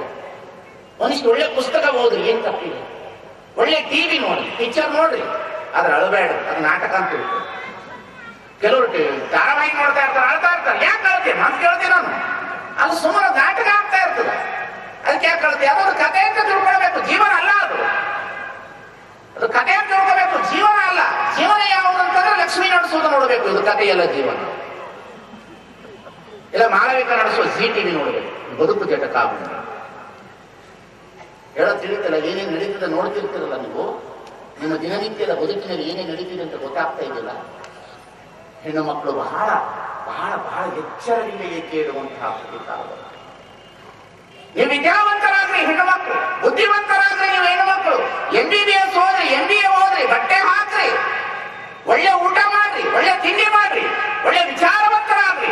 ಬದುಕನ್ನು ಕಟ್ಟುವ ಪಾತ್ರದಲ್ಲಿ ಬಹಳ ಎಚ್ಚರ ಇದೆ. ಬದುಕನ್ನು ಕಟ್ಟುವ ಪಾತ್ರದಲ್ಲಿ ಬಹಳ ಎಚ್ಚರ ಇರಲಿ ನಿಮ್ಮದೆಲ್ಲರೂ. ಇವತ್ತೆಲ್ಲ ಪ್ರೋಗ್ರೆಸಿವ್ ಏನು ಪ್ರೋಗ್ರೆಸಿವ್ ನನಗಂತೂ ಅರ್ಥ ಆಗೋದ್ರಿ. ನಾವೆಲ್ಲ ಪ್ರಗತಿ ಪರ್ರಿ, ಇದು ಆಧುನಿಕತೆ ರೀ, ಇದು IT ರೀ, ಇದು BT. ಯಾವುದ್ರಿ ಸ್ವಾಮಿ, ಯಾವುದು ಸ್ವಾಮಿ? ನಿಮಗೆ ಪ್ರೀತಿಗೆ ಕೊರತೆ ಆಗಿದೆ, ಒಂದಿಷ್ಟು ವೃದ್ಧಾಶ್ರಮಕ್ಕೆ ಹೋಗ್ಲಿ, ಗೊತ್ತಾಗ್ತದೆ. ಒಂದಿಷ್ಟು ವಯೋವೃದ್ಧರ ಹತ್ರ ಹೋಗಿ ಕುತ್ಕೊಂಡು ಗೊತ್ತಾಗ್ತದೆ ಎಷ್ಟು ಪ್ರೀತಿಗೆ ಕೊರತೆ ಆಗಿದೆ ಅವರಿಗೆ. ಮನಸ್ಸುಗಳೆಲ್ಲವೂ ವಿಕಾರವಾಗಿ ಕಾಡ್ತಾ ಇದೆ, ಕ್ಷಣಿಕವಾದಂತ ನಾಗಾಲೋಟದಲ್ಲಿ. ಅದಕ್ಕಾಗಿ ಒಂದಿಷ್ಟು ಒಳ್ಳೆಯ ಹಾಡುಗಳನ್ನ, ಒಳ್ಳೆಯ ಗೀತೆಗಳನ್ನಿಟ್ಟು, ಒಳ್ಳೆಯ ಮಾತುಗಳನ್ನಾಡಿ, ಒಳ್ಳೆಯವರ ಜೊತೆ ಒಡನಾಡ್ರಿ. ಅದಕ್ಕಾಗಿ ಬಸವಣ್ಣ ಬರುದು, ಅತ್ತಲಿತ್ತ ಹೋಗದಂತೆ ಎಳವನ ಮಾಡಯ್ಯ, ಸುತ್ತಿ ಸುಳಿದು ನೋಡದಂತೆ ಅಂದಕನ ಮಾಡಯ್ಯ ತಂದೆ, ಮತ್ತೊಂದು ಕೇಳದಂತೆ ಕಿವುಡನ ಮಾಡಯ್ಯ ತಂದೆ, ನಿಮ್ಮ ಶರಣರ ಪಾದವಲ್ಲದೆ ಅನ್ಯ ವಿಷಯ ಕೆಲಸದಂತೆ ಕೂಡಲ ಸಂಗಮದೆ. ಈ ವಿಷಯ ವಾಸನೆಯ ವ್ಯವಸ್ಥೆಯ ಒಳಗಡೆ ಮನಸ್ಸು ಇವತ್ತು ಏನೇನಾಗಿದೆ ಅಂತಂದ್ರೆ ಬಹಳ ಬಹಳ ಬಹಳ ಚಂಚಲವಾಗಿದೆ. ಅದಕ್ಕಾಗಿ ಧ್ಯಾನದಲ್ಲಿ ಮನವಿಟ್ಟು ಸೌಖ್ಯ ಶರಣರು ನೋಡ. ಧ್ಯಾನದಲ್ಲಿ ಮೌನವನ್ನ ಇಟ್ಟು ಅದು ನಿತ್ಯ ಸೌಖ್ಯ ಶರಣರು. ಮನ ನಿಮಗೆ ನಡೆನುಡಿ ಚೈತನ್ಯ ನೋಡ, ಮನಸ್ಸು ನಮಗೆ ನಡೆನುಡಿಯ ಚೈತನ್ಯವಾಗಬೇಕು. ಎನ್ನ ಮನವೇ ಲಿಂಗವಾಗಿತ್ತು ನೋಡ, ಎನ್ನ ಮನದೊಳಗೆ ಮನರೂಪವಾಗಿರ್ತವು ನೋಡ, ಮನದೊಳಗೆ ನಿಮ್ಮ ರೂಪ ಇರುವುದು ನೋಡ. ಮನಸ್ಸು ಅಂದ್ರೆ ಅಷ್ಟು ಸುಂದರವಾದ ಕನ್ನಡಿ ಇದೆ. ಒಂದಿಷ್ಟು ಚೆನ್ನಾಗಿ ಅದನ್ನ ನೀವು ಅವಲೋಕಿಸ್ಬೇಕು. ಇಂಟರ್ವ್ಯೂ ಅಂತ, ಇಂಟರ್ವ್ಯೂ. ನೀವು ಕೂತ್ಕೊಂಡು ಇವತ್ತು ಹೋಗೋದಪ್ಪ, ನೀವು ಹೋಗೋದು ಮನಸ್ಸು ನಿಮ್ದು ಗಟ್ಟಿಗೊಂಡಿದ್ಯಾ ಅಂತ ತಿಳ್ಕೊಳಕ್ಕೆ ಏನ್ ಮಾಡೋದು ಗೊತ್ತೇನ್ರಿ? ಬಾಟಾ ಕಂಪನಿ ಹೋಗಿ ಒಂದು ಚಲೋ ಚಪ್ಪಲಿ ತಗೊಂಡು ಬರೋದು. 30 ದಿವಸ ಹಾಕೊಂಡು ಬರೋದು ಪ್ರವಚನಕ್ಕ, 30ನೇ ದಿವಸಕ್ಕೆ ಅಲ್ಲಿ ಕೂತಿ ಅಲ್ಲಿ ಬಿಟ್ಟು ಬಂದು ಇಲ್ಲಿ ಕೂತ್ಕೊಳ್ಳೋದು. ಹೋಗೋದಕ್ಕೆ ಅದನ್ನ ಹೊರತು ಮನೆಗೆ ಹೋಗೋದು ಆಗುತ್ತೇನೋ? ಆಗಲ್ಲ. ಅಷ್ಟು ಸುಲಭ ಅಲ್ಲ. ಆದರೂ ಪ್ರಯತ್ನ ಪಡಬೇಕು, ಆದರೂ ಪ್ರಯತ್ನ ಪಡಬೇಕಾಗ್ತದೆ. ಅದರ ಸ್ಥಿತಿಗೆ ಬರಲಿಕ್ಕೆ ಸಾಧ್ಯತೆ ಇದೆ. ಅದಕ್ಕಾಗಿ ಜೀವನದಲ್ಲಿ ಬಹಳ ಅಮೂಲ್ಯವಾದಂತಹ ಗಳಿಗೆಗಳನ್ನು ನಾವು ಹಾಳು ಮಾಡಿಕೊಳ್ತಾ ಇದ್ದೇವೆ. It is time table. ಬೆಳಿಗ್ಗೆ ಬೇಗ ಹೇಳಬೇಕು ನಾವೆಲ್ಲರೂ. ಬೆಳಿಗ್ಗೆ ಬೇಗನೆ ಹೇಳುವ ಪ್ರವೃತ್ತಿಯನ್ನು ಕಲಿತುಕೊಳ್ಳಬೇಕು ನಾವು. ಬೇಗನೆ ಹೇಳುವುದನ್ನು ಕಲಿಬೇಕು ನಾವೆಲ್ಲರೂ. ಬೆಳಿಗ್ಗೆ ಬೇಗ 5 ಗಂಟೆಗೆ ಹೇಳುವುದನ್ನು ಕಲಿಬೇಕು ನಾವೆಲ್ಲರೂ. ಹೇಳುವುದು ನಾವು ಸೂರ್ಯವಂಶರಾಗಿ ಹೇಳ್ತಾ ಇದ್ದೇವೆ. ಸೂರ್ಯವಂಶರಾಗಿ ನಾವು ಹೇಳ್ತಾ ಇದ್ದೇವೆ. ಬೆಳಿಗ್ಗೆ 5 ಗಂಟೆಗೆ ಹೇಳುವುದನ್ನು ಕಲಿಬೇಕು ನಾವೆಲ್ಲರೂ. ಬೆಳಗಿನ ವಾಯು ವಿಹಾರವನ್ನ ಕಲಿಬೇಕು. 5 ಗಂಟೆಗೆ ಹೇಳಬೇಕು. ಅದಕ್ಕೆ ಹೇಳಿದ್ರು, ಗಾಂಧಾರಿ ಮಾಂಧಾರಿ ಆಹೋರಾತ್ರಿಯಲ್ಲಿ ಲಿಂಗವ ಪೂಜಿಸಬೇಕು. ಗೋಗಳ ಕೊಲ್ಲುವ ಪಾಪಿಯ ಧ್ವನಿಯ ಕೇಳದ ಮುನ್ನವ ಲಿಂಗಕ್ಕೆ ಪೂಜಿಸಬೇಕು. ಊರ ಕೋಳಿ ಮೊದಲನ ಮುನ್ನವ ಲಿಂಗವ ಪೂಜಿಸಬೇಕು. ಮಲಗಿದ್ದ ಸತಿಯ ನೆದ್ದಿಸದ ಮುನ್ನ ಲಿಂಗವ ಪೂಜಿಸಬೇಕು. ನಮ್ಮ ಬದುಕು ಎಷ್ಟು ಸುಂದರ ಸಾಗಿಸಬಹುದಂದ್ರೆ ಅಷ್ಟು ಚೆನ್ನಾಗಿ ಸಾಗಿಸ. ಬೆಳಗ್ಗೆ 5 ಗಂಟೆಗೆ ಹೇಳೋದು, ಒಂದಿಷ್ಟು ವಾಕಿಂಗ್ ಮಾಡೋದು, ಒಂದಿಷ್ಟು ಕಸ ಗುಡಿಸೋದು, ಒಂದಿಷ್ಟು ವಚನ ಕೇಳೋದು, ಒಂದಿಷ್ಟು ಪೂಜೆ ಮಾಡ್ಕೊಳ್ಳೋದು, ಇಷ್ಟು ವಚನ ಓದೋದು, ಏನಿದೆ ಅದು ಪ್ರಸಾದ ಮಾಡೋದು, ಮನೆ ಒಳಗಡೆ ಒಂದಿಷ್ಟು ಸೌಮ್ಯದಿಂದ ವರ್ತನೆ ಮಾಡೋದು, ಮಾತುಗಳನ್ನು ಮಾತನಾಡುವ ರೀತಿ ಬಹಳ ಚಲೋ ಇರೋದು. ಬಹಳ ಚಲೋ ಮಾತಾಡೋದು ಬಹಳ ಚಲೋ ಮಾತನಾಡೋದು. ಈ ಹೆಂಡತಿ ಅಡಿಗೆ ಮಾಡಿಟ್ಟಿರ್ತಾಳೆ, ಗಂಡ ಮಧ್ಯಾಹ್ನ ಊಟಕ್ಕೆ ಬರ್ತಾನೆ. ಊಟಕ್ಕೆ ಬಂದ ಕೂಡಲೇ ಡೈನಿಂಗ್ ಟೇಬಲ್ ಹಾಕಿ ಊಟ ಬಡಿಸ್ತಾ ಇರ್ತಾರೆ. ಊಟ ಬಡಿಸುವಂತಹ ಸಂದರ್ಭದಲ್ಲಿ ಅವನು ಹೇಳಬೇಕು, ಅಡಿಗೆ ಬಹಳ ಚೆನ್ನಾಗಿ ಮಾಡಿದ್ಯಾ, ನಿನ್ನಂಗೆ ಅಡಿಗೆ ಮಾಡೋರೇ ಇಲ್ಲ, ಸ್ವಲ್ಪ ಉಪ್ಪು ಕಡಿಮೆ ಆಗಿದ್ರೆ ಬಹಳ ಚೆನ್ನಾಗಿರ್ತಿತ್ತು ಅಂತ ಹೇಳೋದು. ನಾನು ಹೇಳೋದು ಅರ್ಥ ಆಗ್ತದೆ? ಅಡಿಗೆ ಬಹಳ ಚೆನ್ನಾಗಿ ಮಾಡಿಲ್ಲ ಅಂತಲ್ಲ, ಉಪ್ಪು ಸ್ವಲ್ಪ ಕಡಿಮೆ ಆಗಿದ್ರೆ ಚೆನ್ನಾಗಿರ್ತಿತ್ತು ಅಂದ್ರ ಆಕೆ ಅರ್ಥ ಮಾಡ್ಕೋತಾಳ. ತಿಳಿದಲ್ಲ ನಿನಗ? ನಿನ್ಗೆ ಅಡಿಗೆ ಮಾಡಕ್ ಬರ್ತದಲ್ಲ, ನಿನ್ಗೆ ಕಳ್ಸಾಳ ನಿಮ್ಮವ್ವ. ಅವಳು ಅಡಿಗೆ ಮಾಡಿದ ಪಾತ್ರ ಅಂತ ಹೇಳಿದ್ರೆ ಛಪ್ ಬಂತು ಹೊಡಿತು ನೋಡ್ರಿ. ಮನಸ್ಸು ಮಾಡ್ಕೊಂಡು ಊಟ ಮಾಡ್ರಿ. ನನಗೇನು ವ್ಯಾನಿಟಿ ಭಾಗ ಹಾಕೊಂಡು ಹೊಟ್ಲಾಯ್ತು. ಇದು ಆ ಕಡೆ ಹೋಗಿತ್ತು, ಈ ಕಡೆ ಹೋಯ್ತು. ಮಕ್ಳು ಇವ್ರಿಬ್ರು ಅಂತಾರ, ಇದೇನಪ್ಪ ನಾನು ಬರೀ ಹೊರಗಡೆ ನಾಯಿಗಳು ಜಗಳ ಮಾಡೋದು ನೋಡಿ, ನೀವು ತಂದೆ ಜಗಳ ಆಡ್ತಾವ ಅಂತಾವ. ಸ್ವಾಮಿ, ಮಕ್ಕಳ ಮುಂದೆ ಮಾತನಾಡುವಾಗ ನಿಮ್ಮ ನಾಲಿಗೆ ಬಹಳ ಬಿಗಿ ಇರಲಿ. ನಿಮ್ಮ ನಾಲಿಗೆ ಸಂಸ್ಕಾರವಿರಲಿ. ನಿಮ್ಮ ಮಕ್ಕಳ ಮುಂದೆ ಮಾತನಾಡುವಾಗ ಮಕ್ಕಳು ಬಹಳ ಸೂಕ್ಷ್ಮಮತಿಯರು, ಬಹಳ ಸೂಕ್ಷ್ಮಮತಿಯರು ಮಕ್ಕಳು. ಸಂಸ್ಕಾರ ಅಂದ್ರೆ ಮನಸ್ಸಿಗೆ. ಈ ಮನಸ್ಸು ಎಲ್ಲ ಹೀಗೆ ಮಾಡ್ತಾ ಇರೋದು. ಹಾಗಾಗಿ ಆ ಮನಸ್ಸಿಗೆ ಒಳ್ಳೆಯ ರೂಪವನ್ನು ಕೊಡಬೇಕು. ಅದಕ್ಕಾಗಿ ಅಕ್ಕ ಮಹಾದೇವರು ಕದಳಿ ಎಂಬುದು ತನು, ಕದಳಿ ಎಂಬುದು ಮನ. ಕದಳಿ ಎಂಬುದು ಮನ ಅಂತ. ಕದಳಿ ಅಂದ್ರೆ ಈ ದೇಹ. ಈ ಕದಳಿ ಅನ್ನತಕ್ಕಂಥದ್ದು ಮನ. ಕದಳಿ ಅಂದ್ರೆ ದೇಹ. ಕದಳಿ ಅಂದ್ರೆ ಬಾಳೆ ದಿಂಡು. ಬಾಳೆ ದಿಂಡು ಈಗ ಬಿಡಿಸ್ಕೋತಾ ಹೋಗ್ರಿ. ಒಂದೊಂದೇ ತೆಗಿತಾ ಹೋಗ್ರಿ. ಒಳಗಡೆ ಒಂದು ದಿಂಡು ಸಿಗುತ್ತೆ. ಆ ದಿಂಡನ್ನೆಲ್ಲ ದಾರದ ರೀತಿಯಲ್ಲಿ ತೆಗಿತಾ ಹೋದ್ರಿ, ಪಲ್ಯ ಮಾಡಿ ಊಟ ಮಾಡ್ಲಿಕ್ಕೆ ಬರ್ತದೆ. ಕದಳಿ ಎಂಬುದು ತನು, ಕದಳಿ ಎಂಬುದು ಮನ. ಆ ಮನಸ್ಸು ಅನ್ನತಕ್ಕಂಥದ್ದು ಕದಳಿ. ತನುವ ತೋಟವ ಮಾಡಿ ಮನವ ಬುದ್ದಲಿಯ ಮಾಡಿ, ತನುವ ತೋಟವ ಮಾಡಿ ಮನವ ಬುದ್ದಲಿಯ ಮಾಡಿ, ಮನಸ್ಸನ್ನ ಬುದ್ದಲಿ ಮಾಡಬೇಕು. ಹಾಗೇನೆಯ ಭ್ರಾಂತಿ ಎಂಬ ಬೇರ ಅದು ಕೊಡಬೇಕು. ಒಳಗಡೆ ಬೇರನ್ನ ತೆಗಿಬೇಕು. ಆದ್ರೆ ಬೇರು ಹೋಗೋದಿಲ್ಲ, ಶತಶತಮಾನದಿಂದ ಕೂಡಿಕೊಂಡಿದೆ ಬೇರು. ಅದು ಒಂದೇ ಸಲ ಕೀಳಕ್ಕೆ ಬರೋದಿಲ್ಲ. ಯಾಕಂದ್ರೆ ಇದ್ರ ಅನುವಂಶತೆಯೇ ಬೇರೆ, ಅದ್ರ ಅನುವಂಶತೆಯೇ ಬೇರೆ. ಗಂಟೆ ಎಲ್ಲಿದೋ ಎಣ್ಣೆ ಎಲ್ಲಿದೋ ಕೂಡಿರ್ತವ, ಅದು ಹುಟ್ಟಿದ್ರಂತ ಮಕ್ಕಳು ಬೇರೆ ಆಗಿರ್ತವೆ. ಇದರ ರಕ್ತ ಬೇರೆ, ಅದರ ರಕ್ತ ಬೇರೆ, ಇದು ಬೀಜ ಬೇರೆ, ಭೂಮಿ ಬೇರೆ. ಇವೆರಡು ಕೂಡಿ ಅದು ಬೆಳೆದು ಬಹಳ ಬಹಳ ಬಹಳ ಬಹಳ ಕುಟುಂಬದಲ್ಲಿ ಅದು ಕೇವಲ ಸಂಸ್ಕಾರದಿಂದ ಅಲ್ಲ, ಶತಶತಮಾನದಿಂದ ಒಳಗಡೆ ಅದು ಬೇರು ಹರಿದು ಹೋಗಬೇಕಾಗ್ತದೆ. ದಯಮಾಡಿ ನೀವು ಬಂದವರು ಒಂದು ಸಲ ಬಂದು ಕೂತ್ಕೊಂಡು ಎದ್ದು ಹೋಗ್ಬೇಕು. ಈ ರೀತಿ ಮಧ್ಯದಲ್ಲಿ ಎದ್ದು ಹೋಗೋದು ಬರೋದು ಮಾಡಬಾರ್ದು ಸರ್. ತಮಗೇನು ಹೇಳ್ತಾ ಇರೋದು, ಸ್ವಲ್ಪ ವ್ಯಕ್ತಿಗಳು ಸ್ವಲ್ಪ ಚಲೋ ಇಟ್ಕೊಳ್ಬೇಕು. ನಮಗೆ ಹೋಗೋದು ಬರೋದು ಮಾಡಿದ್ರೆ ಹೇಗೆ? ಇಟ್ ಇಸ್ ಕಾಮನ್ ಸೆನ್ಸ್ ಇರಬೇಕು ನಿಮಗೆಲ್ಲ.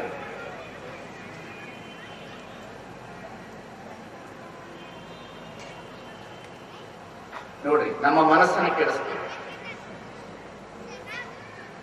ಇದೇ ಕಾಮನ್ ಸೆನ್ಸ್ ಅನ್ನೋದು ಮನುಷ್ಯನಿಗೆ. ಯಾವುದು ಪ್ಲೇಸ್ ಅಂತ, ಸ್ಥಳ, ಎಲ್ಲಿ ಹೇಗೆ ವರ್ತಿಸ್ಬೇಕು, ಹೇಗೆ ಇರಬೇಕು, ಇಲ್ಲಿ ಏನು ನಡೀತಾ ಇದೆ, ಇಲ್ಲಿ ಎಷ್ಟು ಜನ ಕೂತ್ಕೊಂಡು ಕೇಳಿಸ್ತಾ ಇದ್ದಾರೆ, ನನ್ನ ಪಾತ್ರ ಎಷ್ಟು, ನಾನು ಇನ್ನೊಬ್ಬರಿಗೆ ತೊಂದರೆ ಕೊಡಬಾರ್ದು, ಇದೆಲ್ಲವೂ ಗಮನ ಇಡಬೇಕು. ಗಮನ ಇಟ್ಟಾಗ ಅದು ಒಳ್ಳೆ ರೀತಿ ಇರಬೇಕು. ಆ ರೀತಿಯಲ್ಲಿ ವರ್ತಿಸ್ಬೇಕು.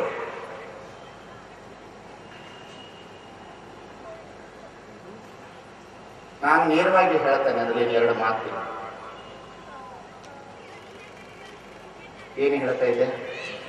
ಕಟ್ಟಾಯ್ತು. ಇದೇ ಮನಸ್ಸು. ಮನಸ್ಸಂದ್ರೆ ಇದೆ, ಇನ್ನೇನಲ್ಲ. ಇದೇ ಮನಸ್ಸು. ಏನು? ತನುವ ತೋಟವ ಮಾಡಿ ಮನವ ಗುದ್ದಲಿಯ ಮಾಡಿ, ಎನ್ನ ಮನದ ಕೊನೆಯ ಮೇಲೆ ಅಂಗವಿಲ್ಲದ ರೂಪ ಕಂಡು ನಾನು ಬೆರಗಾದೆನು ನೋಡ, ಮನ ಉಂಟೆಂದರೆ ಭವಕ್ಕೆ ಬೀಜ ನೋಡ. ಇದು ಕೊನೆಯ ಮಾತು. ಮನ ಉಂಟೆಂದರೆ ಭವಕ್ಕೆ ಬೀಜ ನೋಡ ಅಂದ್ರು ಶರಣರು. ಮನಸ್ಸಿದೆ ಅಂತ ಗೊತ್ತಾಯಿತು ಅಂದ್ರೆ ಪುನಃ ಭವಕ್ಕೆ ಬೀಜ ಇದೆ ಅಂತ. ಮನಸ್ಸಿಲ್ಲ ಅಂತ ತಿಳಿತು ಅಂದ್ರೆ ಅದು ಲಿಂಗವಾಗಿದೆ ಅಂತ ಹೇಳ್ತಾರೆ. ಅದಕ್ಕಾಗಿ ಈ ಮನಸ್ಸನ್ನ ಕೇಂದ್ರೀಕೃತ ಮಾಡತಕ್ಕಂಥ ವ್ಯವಸ್ಥೆಯೊಳಗಡೆ ಬಹಳ ದೊಡ್ಡ ಪಾತ್ರವನ್ನು ಹೇಳಿದ್ದಾರೆ. ಕಷ್ಟ ನಿನಗಾದ ನಷ್ಟ ಬಯದೋರಿದ ದೃಷ್ಟಿಯನ್ನು ತಿರುಗಿಸಿ ನೋಡಲಿ.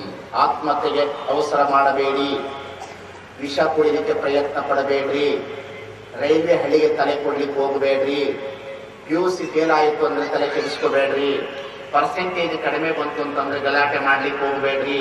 ಸ್ವಾಮಿ ಇಂಜಿನಿಯರೇ ಆಗಬೇಕಾಗಿಲ್ಲ, BE ಆಗಬೇಕಾಗಿಲ್ಲ, MBBS ಆಗಬೇಕಾಗಿಲ್ಲ, ನಾವು BE ಆಗಬೇಕಾಗಿಲ್ಲ, MBBS ಆಗಬೇಕಾಗಿಲ್ಲ, ಡಾಕ್ಟರ್ ಆಗಬೇಕಾಗಿಲ್ಲ. ನಾವು ಏನಾದರಾಗು, ಮೊದಲು ಮಾನವನಾಗು, ಅದಕ್ಕಿಂತ ಹೆಚ್ಚು ನಿನ್ನ ಒಲವಿನಂತ. ಸ್ವಾಮಿ, ಕಸ ಗುಡಿಸುವ ಸತ್ಯಕ್ಕ, ಬೀದಿಯಲ್ಲಿ ಕಸ ಗುಡಿಸುವ ಸತ್ಯಕ್ಕ 900 ವರ್ಷವಾದರೂ ಉಳಿದಿದ್ದಾಳೆ. ಏನ್ರಿ, 900 ವರ್ಷ ಉಳಿದ ಮಹಾದೇವಿ 900 ವರ್ಷ ನೀರ ಉಳಿದಿದ್ದಾಳೆ. ಮದರ್ ತೆರೇಸ ಉಳಿತಾಳೆ ಈ ಜಗತ್ತು. ಮದರ್ ತೆರೇಸ ಉಳಿತಾಳೆ ಸ್ವಾಮಿ. BE ಆಗ್ಲಿಲ್ಲ, MBBS ಆಗ್ಲಿಲ್ಲ, MBA ಆಗ್ಲಿಲ್ಲ, ಪಾಸ್ ಆಗ್ಲಿಲ್ಲ, ಸಾವು, ಮರಣ, ಹತ್ತಿರ. ನೋ ಏನಾಗಬೇಕು? ಚಲೋ ಗೃಹಸ್ಥರಾದ್ರಿ ನೋಡ. ಒಂದು ಗಂಡನಿಗೆ ಹೆಂಡತಿ ಆಗಲಿ, ಒಂದು ಹೆಂಡತಿಗೆ ಗಂಡ ಆಗಲಿ, ಮಕ್ಕಳಿಗೆ ತಾಯಿ ಆಗಲಿ, ಕುಟುಂಬವಂತರಾಗಲಿ. ಒಂದು ಕಸ ಗುಡಿಸುವ ಕೆಲಸ ಕಡಿಮೆ, BA ಕಸ ಗುಡಿಸುವ ಕೆಲಸ ಕಡಿಮೆ. ಇವತ್ತು BA ಆಗಬೇಕು, MBBS ಆಗಬೇಕು, ಆಗೋಣ, ಪ್ರಯತ್ನ ಇದ್ರೆ ಆಗೋಣ, ಬೇಡ ಅನ್ನೋದಿಲ್ಲ. ಸಿಗಲಿಲ್ಲ ಅಂತ ಹೇಳಿ ಆತ್ಮಹತ್ಯೆ ಮಾಡಿಕೊಳ್ತಕ್ಕಂಥದ್ದು, ಪಾಸ್ ಆಗಲಿಲ್ಲ ಅಂತ ಹೇಳಿ ವಿಷ ಕುಡಿಯೋದು, ರೈಲ್ವೆ ಹಳಿಗೆ ತಲೆ ಕೊಡೋದು, ಇವತ್ತು ವಿಪರೀತವಾದಂತಹ ವಿಚಿತ್ರವಾದ ಘಟನೆಗಳು ಇವತ್ತು ನಡೀತಿದೆ. ಪ್ರತಿಯೊಬ್ಬರ ಮನೆಯಲ್ಲಿ ಮಾನಸಿಕ ಅಸ್ತವ್ಯಸ್ತ, ಪ್ರತಿಯೊಬ್ಬರ ಮನೆಯಲ್ಲಿ ಒಂದೊಂದು ಹುಚ್ಚಾಸ್ಪತ್ರೆ ಆಗ್ತಾ ಇದೆ. ಪ್ರತಿಯೊಬ್ಬರ ಮನೆಯಲ್ಲಿ ಹುಚ್ಚಾಸ್ಪತ್ರೆ. ಅದಕ್ಕೆ ನಾನು ಇನ್ನೂ ಒಂದು ಮಾತನ್ನು ಹೇಳಿದೆ, ನಿಮ್ಮ ಮನೆಗಳಲ್ಲಿ ಐಶ್ವರ್ಯವಾದಂಥ ವಸ್ತುಗಳನ್ನು ಮಕ್ಕಳಿಗೆ ಕಣ್ಣಿನಲ್ಲಿ ತೋರಿಸುವುದನ್ನು ಕಡಿಮೆ ಮಾಡಿ. ಸಾಧಾರಣ ಇಲ್ಲಿ ನಿಮ್ಮ ಮನೆಯಲ್ಲಿ ಬಂದವರಿಗೆ ಕೊಡ್ಕೊಳ್ಳೋಕೆ ಒಂದಿಷ್ಟು ಚೇರ್, ಒಂದಿಷ್ಟು ಮಲಗಲಿಕ್ಕೆ ಹಾಸಿಗೆ, ಒಂದಿಷ್ಟು ಒಳ್ಳೆ ಬಟ್ಟೆ, ಒಂದಿಷ್ಟು ಊಟ. ಐಶ್ವರ್ಯ. ದಿಢೀರ್ ಅಂತ ಹೇಳಿ ಎಲ್ಲ ತುಂಬಿಸ್ಕೊಂಡು ಬಿಡ್ತೀವಿ, ಎಲ್ಲ ತುಂಬಿಸ್ಕೋತೀವಿ. ಬಹಿರಂಗ ತುಂಬಿಸ್ಕೊಂಡಿವಿ, ಅಂತರಂಗ ಖಾಲಿ ಮಾಡಿ. ಬಹಿರಂಗ ತುಂಬಿಸ್ಕೊಂಡಿದೀವಿ, ಅಂತರಂಗ ಖಾಲಿ ಮಾಡ್ಕೊಂಡಿದ್ದೇವೆ. ಅಂತರಂಗದ ಆತ್ಮಶಕ್ತಿ ಕುಗ್ಗಿತು, ಬಹಿರಂಗದ ವಸ್ತು ನಮಗೆ ವಿಷವಾಗಿ ಕಾಡ್ಲಿಕ್ಕೆ ಪ್ರಾರಂಭವಾಗಿದೆ. ಆಯ್ತು. ಒಂದೊಂದೇ ಒಂದೊಂದೇ ಒಂದೊಂದೇ ಪ್ರಾರಂಭ ಆಯಿತು. ಮದರ್ ತೆರೆಸ್ ಎಷ್ಟು ದೊಡ್ಡವಳು, ಎಂತಹ ಕೆಲಸ ಮಾಡಿದ್ರು, ಎಷ್ಟು ಮನಸ್ಸು ಗಟ್ಟಿ ಇರಬಹುದು. ವೇಷಾವೃತ್ತಿಯನ್ನು ಮಾಡಿಕೊಂಡು ಬೀದಿಯಲ್ಲಿ ಮಲಗಿರುವ ಹೆಣ್ಣು ಮಕ್ಕಳನ್ನ 2 ಕೈಯಲ್ಲಿ ಹೊತ್ಕೊಂಡು ಬಂದು, ಕುಷ್ಠರೋಗಿಗಳನ್ನು ಹೀಗೆ ತೆಗೆದುಕೊಂಡು ಬಂದು ಹೀಗೆ ಕೈಯಲ್ಲಿ ಹುಳ ತೆಗೆದಲು. ಯಾರ ಕೇಳಿದ್ರು ನೀನು ಜೀಸಸ್ನ ಎಲ್ಲಿ ನೋಡ್ತೀಯ? ನಾನು ಅವರಲ್ಲಿ ಮಾಡುವ ಸೇವೆಯಲ್ಲಿ ಜೀಸಸ್ ಅನ್ನ ನೋಡ್ತೇನೆ. ಮನಸ್ಸು ಎಷ್ಟು ದೊಡ್ಡದಿರ್ಬೋದು. ಸ್ವಾಮಿ, ನೀವು ಇನ್ನೊಬ್ಬರು ಸೇವೆ ಮಾಡಬೇಡ್ರಿ, ನೀವು ಇನ್ನೊಬ್ಬರಿಗೆ ನೋವಾಗಬೇಡಿ. ಇದು ನಮ್ಮ ಬದುಕಿನಲ್ಲಿ ಕಂಡುಕೊಳ್ಳಿ. ಅದಕ್ಕಾಗಿ ಡಿ.ವಿ.ಜಿ ಅವರು ಒಳ್ಳೆ ಸುಂದರ ಸೂತ್ರವನ್ನು ಕೊಟ್ಟರು. ಇಲ್ಲಿಗೆ ಬೇಸರ ಆಯ್ತಾ?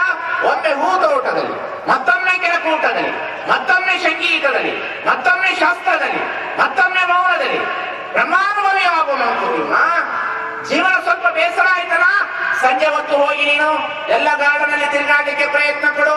ಅಲ್ಲಿರ್ತಕ್ಕಂಥ ಹೂಗಳನ್ನು ಗಮನಿಸು, ಅಲ್ಲಿರ್ತಕ್ಕಂಥ ಸೌಂದರ್ಯವನ್ನು ನೋಡು, ಅಲ್ಲಿರ್ತಕ್ಕಂಥ ಹೂವಿನ ತೋಟಗಳನ್ನೆಲ್ಲ ನೋಡ್ಲಿಕ್ಕೆ ಪ್ರಯತ್ನ ಪಡು, ಅಲ್ಲಿರ್ತಕ್ಕಂಥ ಹೂವನ್ನ ನೋಡು. ಆದ್ರೆ ಹೂವನ್ನ ಕೌಂಟ್ ಮಾಡ್ಲಿಕ್ಕೆ ಹೋಗ್ಬೇಡ, ಅದು ನಿನ್ನ ತಲೆ ಕೆಡಿಸಿ. No counting. ಅಲ್ಲಿರೋ ಹೂವನ್ನ ಮಾತ್ರ ನೋಡು, ಹೂವನ್ನ ನೀನು ಎಣಿಸ್ಲಿಕ್ಕೆ ಹೋಗಬೇಡ. ನಿನ್ನ ಬದುಕನ್ನು ನೀನು ನೋಡು, ಇನ್ನೊಬ್ಬರ ಬದುಕನ್ನು ನೀನು ಎಣಿಸ್ಲಿಕ್ಕೆ ಹೋಗಬೇಡ. ಒಮ್ಮೆ ಹೂ ತೋಟದಲ್ಲಿ, ಮತ್ತೊಮ್ಮೆ ಕೆಳಕೂಟದಲ್ಲಿ. ಅಂದ್ರೆ ಒಳ್ಳೆಯ ಸ್ನೇಹಿತರ ಜೊತೆ, ಒಳ್ಳೆಯ ಒಡನಾಟದವರ ಜೊತೆ, ಒಳ್ಳೆಯವರ ಜೊತೆಯಲ್ಲಿ ನಮ್ಮ ಬದುಕು. ಮತ್ತೊಮ್ಮೆ ಶಾಸ್ತ್ರದಲ್ಲಿ, ಶಾಸ್ತ್ರ ಅಂತಂದ್ರೆ ಇನ್ನೇನಲ್ಲ, ಒಳ್ಳೆಯ ವಿಚಾರಧಾರೆಗಳ. ಮತ್ತೊಮ್ಮೆ ಮೌನದಲ್ಲಿ, ಬೇಸರ ಆಯಿತು ಇಷ್ಟು ಧ್ಯಾನ ಮಾಡು. ಮತ್ತೊಮ್ಮೆ ಸಂಸಾರದಲ್ಲಿ ಹೋಗು, ಮತ್ತೊಮ್ಮೆ ಹಾಡು, ಒಳ್ಳೆಯ ಹಾಡಾಡು, ಒಳ್ಳೆ ಹಾಡುಗಳನ್ನ ಹಾಡು. ಇಲ್ಲಿ ಯಾರು ಬರುವರು, ಯಾರ ದಾರಿ ಕಾವುದು, ಪ್ರೀತಿಯಿಂದ ಕರೆಯುವ ಕೊರಳ ಇನ್ನೂ ಕೇಳದು. ಯಾರು ಇಲ್ಲ ಆಸರೆ, ತಾವೇ ನಮ್ಮ ದೇವರೇ. ಇಂದು ನಾಳೆಯ ಸೇರಿತು, ಮಲವ ವೇಳೆಯಾಯಿತು, ಸಂಜೆ ಕೆಂಪು ಮೂಡಿತು, ಇರಳು ಸೆರಗ ಹಾಸಿತು.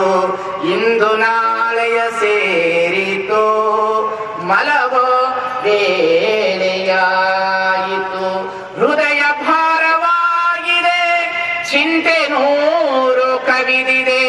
ನಾಳೆ ಆಸೆ ಬಂದಲೇ ಮತ್ತೆ ಜೀವ ಉಳಿದಿದೆ. ವರಸು ಕಣ್ಣ ಕಂಬನಿ, ಸುರಿಸು ನಿನ್ನ ನೆಗೆಹನಿ.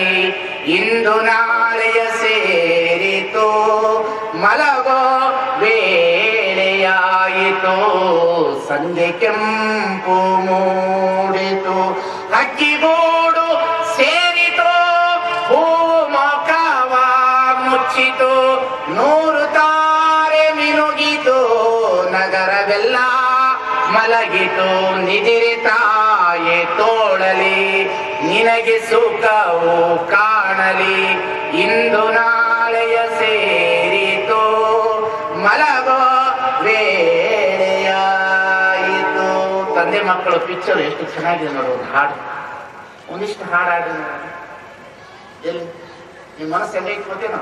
ಸುತ್ತಬೇಕು ರೈಲು, ನಿಲ್ಲೋದಿಲ್ಲ ರೈಲು, ಯಾಕಿಂಗೆ ಆಡುತ್ತೈತೋ. ಇದು ಇವತ್ತಿನ ಹಾಡು ಏನಾಗೈತೆ ಏನ್ರಿ? ಇವತ್ತಿನ ಹಾಡುಗಳು ಅದೇ ರೀತಿ ಬಂದು, ಇವತ್ತಿನ ಪಿಕ್ಚರ್ಗಳು ಅದೇ ರೀತಿ ಬಂತು, ಇವತ್ತಿನ ಟಿವಿ ಮಾಧ್ಯಮಗಳು ಅದೇ ರೀತಿ ಬಂತು, ಇವತ್ತಿನ ಆಹಾರವೂ ಹೀಗೆ ಬಂತು. ಇಂದಿನ ಕಾಲದ ಹಿರಿಯರು ಎಷ್ಟು ಸುಂದರವಾದಂತ ಸಮುದಾಯವನ್ನು ಕಟ್ಟಿದ್ರು, ಎಂತೆಂಥ ಹಾಡುಗಳನ್ನು ಹಾಡಿದ್ರು. ತನವು ನಿನ್ನದು, ಮನವು ನಿನ್ನದು, ಭಾವವು ನಿನ್ನದು. ಮನೆಯನೆಂದು ಕಟ್ಟದಿರು, ಮನೆಯನೆಂದು ಮುಟ್ಟದಿರು. ಎಷ್ಟು ಎಂತಹ ಮಾತುಗಳು. ಒಂದಿಷ್ಟು ಲೇಪನ ಮಾಡಿಕೊಂಡ್ರೆ ಮನಸ್ಸಿಗೆ, ಒಂದಿಷ್ಟು ಮನಸ್ಸಿಗೆ ತೆಗೆದುಕೊಂಡ್ರೆ, ಒಂದಿಷ್ಟು ಒಳ್ಳೆಯದನ್ನ ಇಲ್ಲಿ ಸ್ವೀಕರಿಸಿದ್ರೆ ಈ ಮನಸ್ಸು ಎಷ್ಟು ಚೆನ್ನಾಗಿರ್ಬೋದು. ಇಂತಹ ಮನಸ್ಸಿಗೆ ಒಳ್ಳೆಯ ಸಂಸ್ಕಾರವನ್ನು ಕೊಡುವವನು ಯಾರು? ಇಂತಹ ಮನಸ್ಸಿಗೆ ಒಳ್ಳೆಯ ಸಂಸ್ಕಾರವನ್ನು ಕೊಡುವವನು ಯಾರು? ಶ್ರೀ ಗುರುವೆ ಸಕ್ರಿಯ ಆದರವೇ ಸುಜ್ಞಾನವೇ ಸಾದರವೇ ಎನ್ನ ಮತಿಗೆ ಮಂಗಳವನಿತ್ತು, ರಾಗನೆಂಬೇಗ ಕೃಪೆಯಾಗು ಗುರುವೇ. ಗುರು ಬರ್ತಾನೆ, ಶ್ರೀ ಗುರುವೇ ಸಕ್ರಿಯೇ ಆಗರವೇ ಸುಜ್ಞಾನವೇ ಎನ್ನ ಮತಿಗೆ ಮಂಗಳವಿತ್ತು, ರಾಗನೆಂಬೇಗ ಕೃಪೆಯಾಗು ಗುರುವೇ ಅಂತ ಹೇಳ್ತಾರೆ. ಗುರು ಬಂದು ಸಂಸ್ಕಾರವನ್ನ ಕೊಡ್ತಾನೆ. ಹಾಗಾದ್ರೆ ನಾಳೆ ಗುರುವಿನ ಕ್ವಾಂಟಿಟಿ ಮತ್ತು ಕ್ವಾಲಿಟಿ ನೋಡೋಣ.